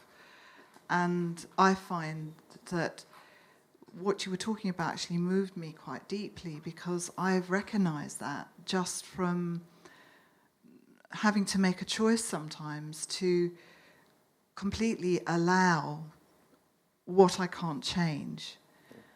And for that, it sometimes takes a complete breakdown of what I would want. And in those times, I've sometimes come into a place of peace and stillness that would be eluding me otherwise. And I have a particular challenge in my life that isn't just a one-off thing. It's something that keeps cropping up that I need to deal with. And it goes to the very deep heart of me, because it involves one of my children. And I'm sure there are many other people who can identify with that. That the people we love the most often are the ones that are our greatest teachers, because of our investment in them, in a way. And it's a very human thing, and it's not something that I feel, it's not a great guru thing, it's not a great teaching thing in the normal sense of the way you guys have been talking. It's just life is my teacher. And there's only one prayer, and I'm not really religious in the sense of having any particular religion, but there's one prayer that always goes through my heart, which is basically, in those moments when I'm most shattered, I always say to myself, God, it's a known prayer. I think, God be in my eyes and in my seeing. God be in my mouth and in my speaking. God be in my heart and in my understanding. Because that then transforms sometimes even the worst of things. It really does, if it's said right from the heart. And I think what you've gone through, what I can relate to, is your humility in admitting where you've gone wrong. That for me makes whatever you have to say about your life, that's what I can relate to, more than the great experience. I think if you've had a great experience of awakening, you've been very fortunate. I don't feel that makes you special. I think what makes us all special as human beings is how we deal with the crap. You're right. Yeah. But I think what you described is very profound, and it's the ultimate challenge for all of us. Because, as I always used to say, it's easy to be enlightened when everything's going well. But when it's not, then we find out where we're really at, and that, I think, is what Tim's being referred to it many times in many different ways. And with this enormous challenge I've been in the midst of, it's what I've been confronted with every day, and still am, every day when I wake up. Yeah. And so, to what degree can we surrender to the truth of what, this is, you've all heard this, but can you surrender to the truth of what actually is happening and where you're really at without resisting it? Because the pride, vicious pride, will not allow us, will refuse to accept incoming information that contradicts an image we have of ourselves, maybe a more idealized image we have of ourselves, and or of life itself, or of God, or of spirit, of how things should be. And the reality is, unless we're willing to surrender to the truth, according to how deeply we're able to understand and the degree of our insight, but really let go into the truth of it without resisting it, which is, there's nothing new about this idea, will ultimately determine how free we're actually going to really be and really be able to be, and our potential for freedom. So shining is shining. It's easy to shine when it's easy, but that I want to get back to a little bit of this issue about ego, because I just want to speak very transparently about what I've been, because I can tell you that what I was faced with was so humiliating, and so I was so ashamed, experiencing so much shame and grief and guilt, that a part of me, and I still feel it, it's still there, wanted to crawl under a rock and disappear and to never be seen again. And I still on days when I feel less strong and less inspired, that desire to want to crawl away is still there. And there's another part of me that's the same part of me that said yes to my guru and that brought me to him, wants to light up, bring as much light I can into this world, as much as I can before I die. And there's an unquenchable passion to do that. That's not personal. It's not coming from my personal self. And a lot of my own healing as a result of this challenge has been the very human work of self-forgiveness and accepting the fact that I made mistakes and that people were hurt as a result of it, and accepting the fact that I wasn't as clear-minded or clear-eyed as I thought I would. There was parts of myself that I was unconscious of, even though I was a person with tremendous insight, and coming to terms with the consequences of that. And what's made it possible has been a lot of self-forgiveness, and ultimately forgiving myself and forgiving others, which is a very human part of awakening. It's very much what you've been speaking about. So it's something that's a very intimate part of my daily experience.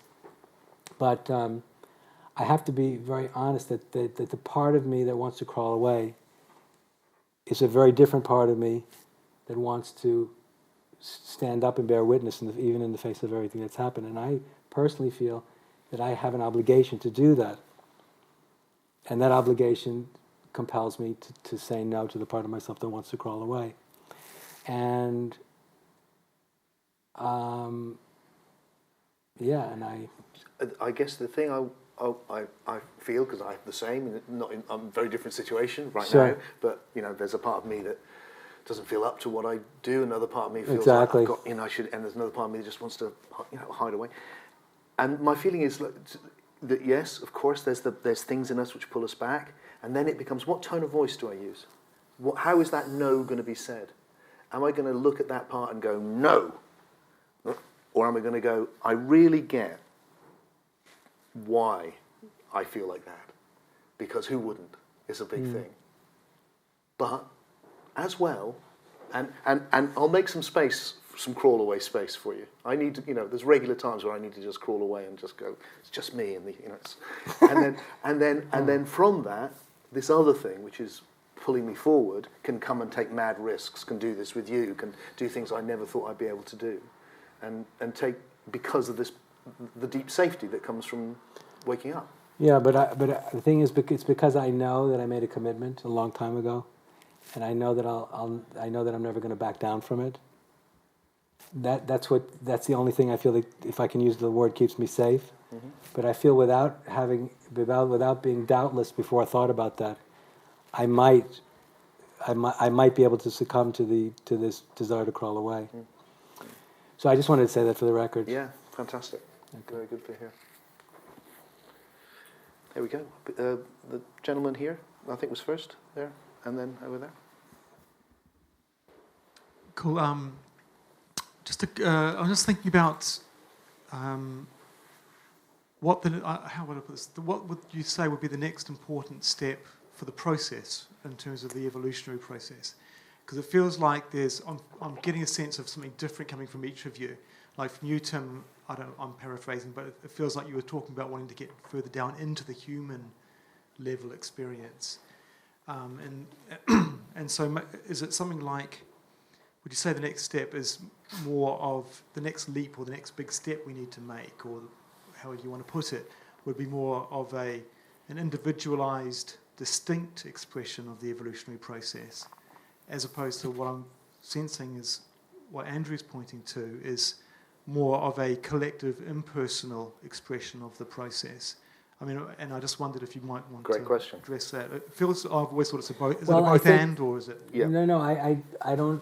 In my work now, the collective part of it is something I take for granted as a given, as part of what I'm doing. But I think that Tim and I fundamentally agree. I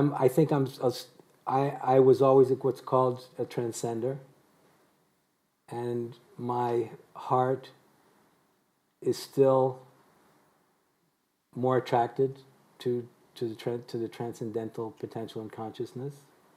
But now I realize that I personally, and also as a teacher, in my work, need to very much work to include so much more of the reality of the vulnerability of being human, and the truth of being human, and the pain of being human, and the frailty of being human,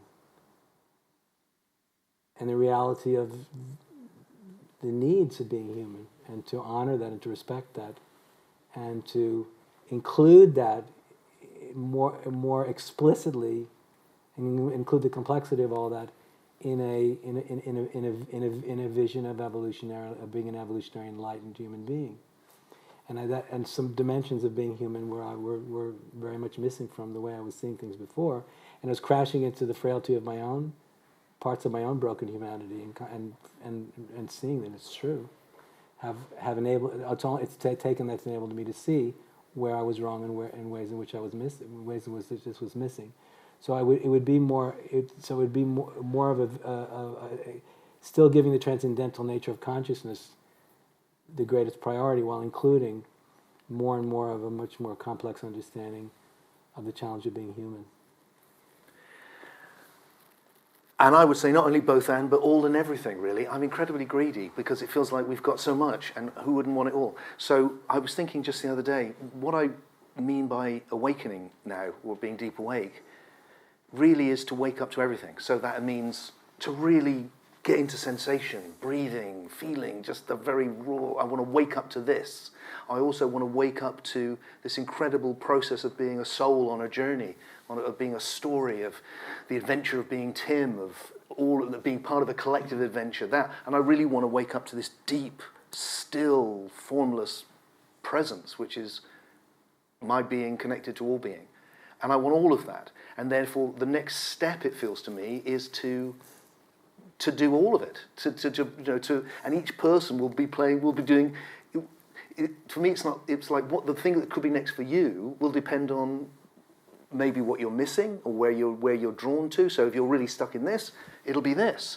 And I meet a lot of people who are like, I want to experience this, and I love giving people the experience of that because they haven't had it, perhaps, or they want to get back to it. And then I meet a whole load of other people who are kind of floating around in this non-dual place, and they're just not in their bodies, or they haven't arrived in their humanity, and they're using it as a way of avoiding making the human journey. And then it's like, no, you don't worry about that. You've got that. Come back into this. And then collectively, it feels like, well, I want to see the world transformed. I don't expect to see it transformed, but I would like to edge it on a bit so that my kids see it a bit better and their kids see it a bit better.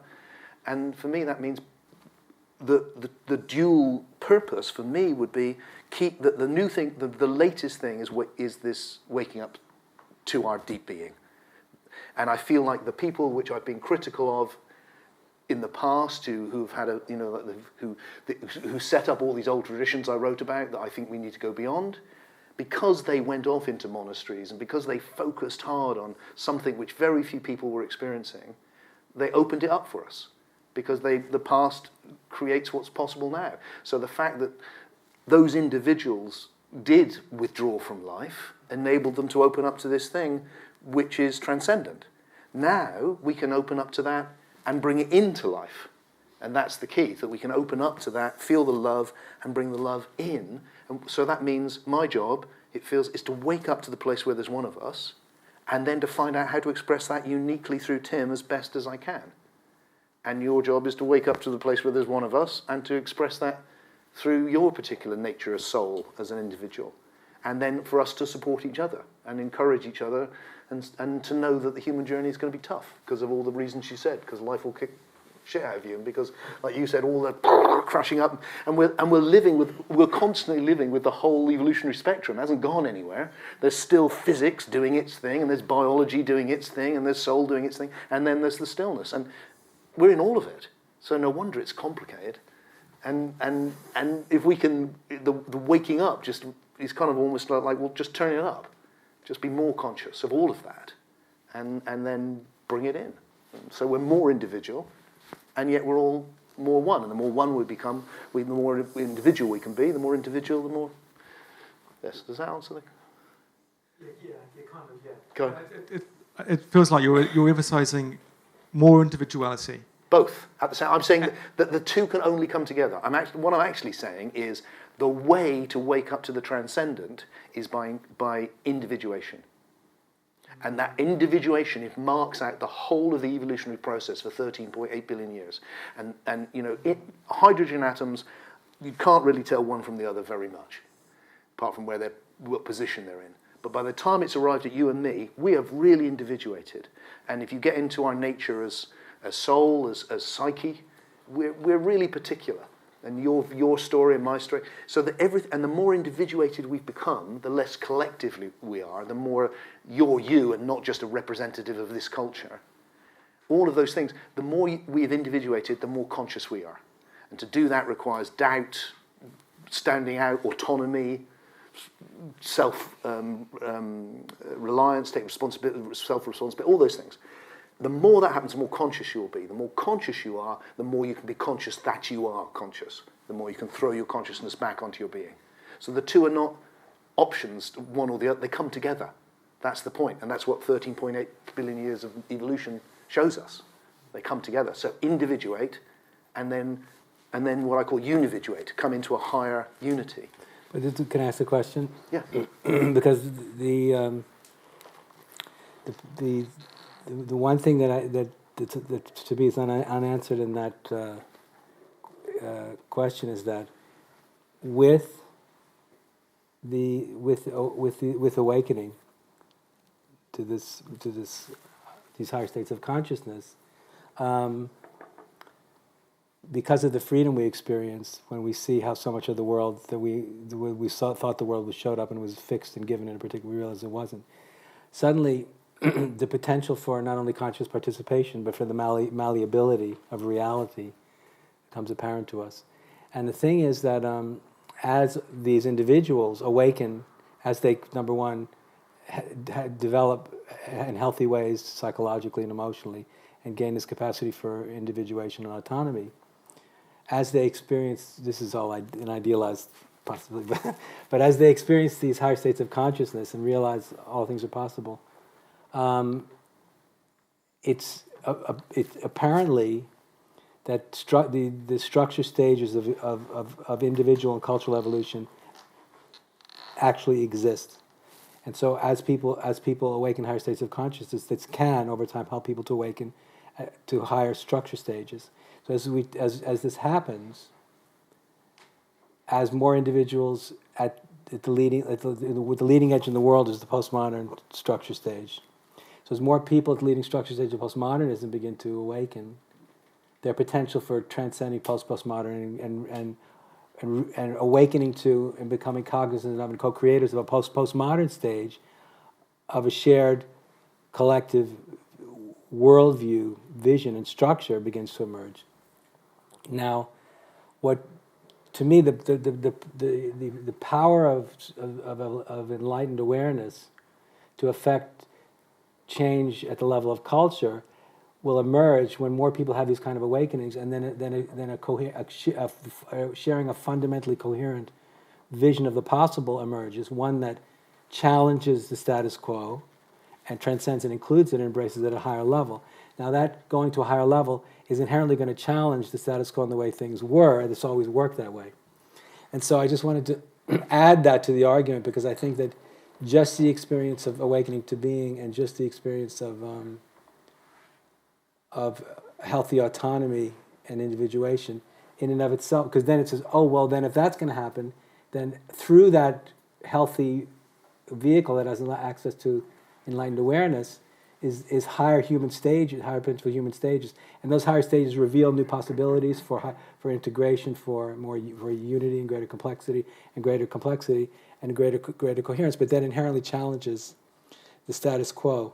Yeah, I agree with that And completely. so for me, the issue is how does the ultimate manifestation of unity consciousness, which is, as you've been saying, is love, how does love express itself in that difficult dynamic between future potentials and its dynamic interplay between the status quo and the way things are going to be? I don't think there's any easy answer to the question. There's not, but that's Yeah. exactly right.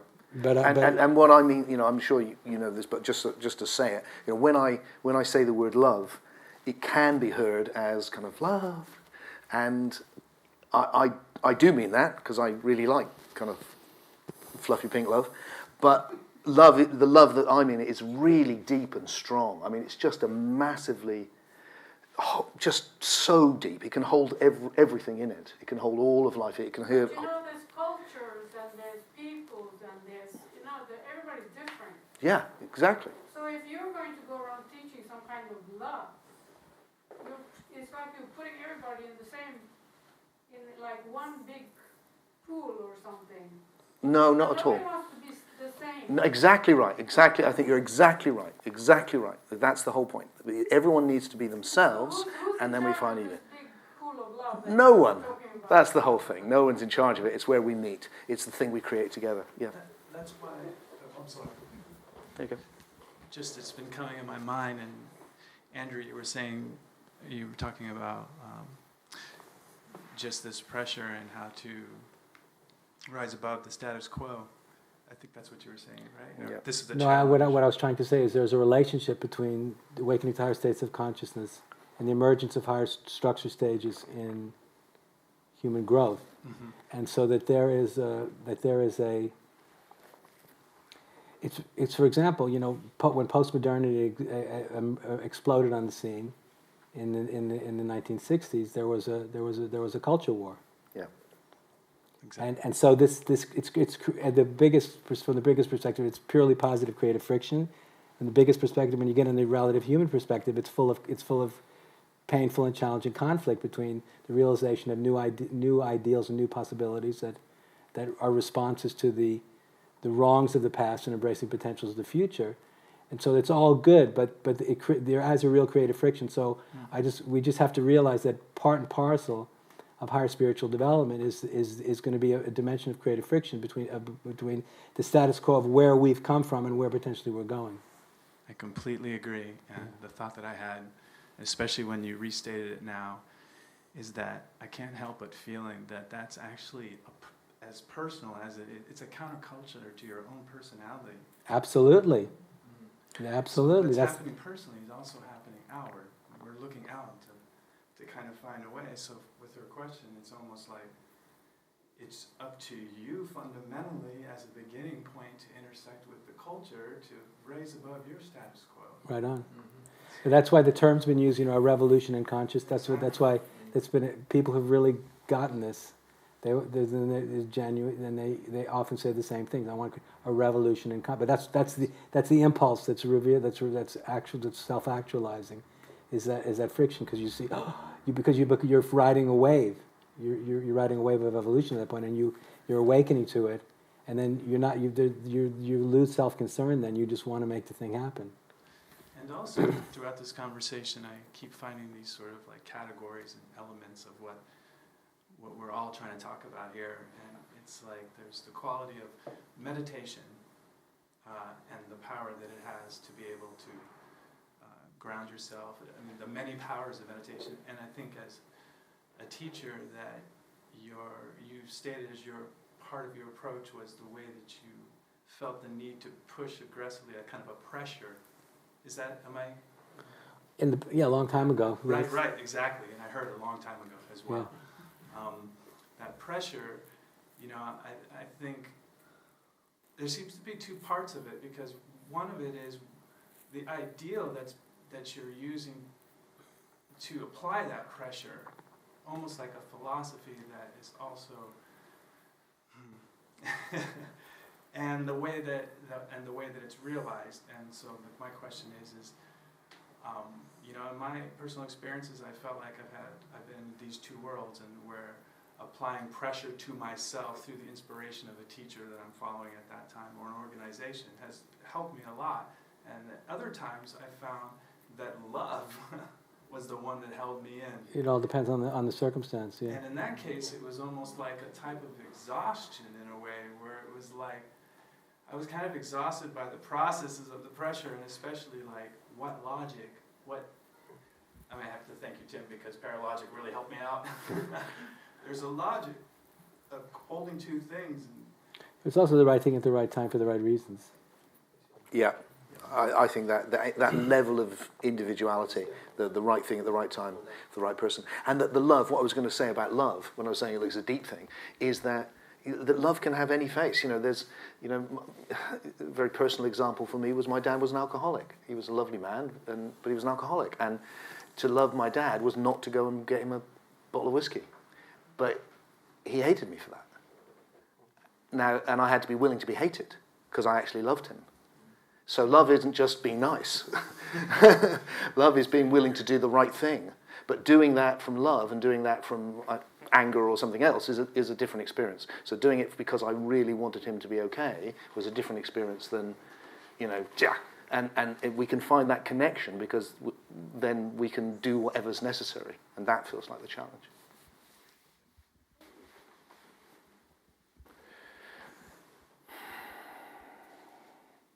Maybe it might be nice to sit for a few minutes, quit in silence, maybe for 3-4 minutes. Yeah. We can finish.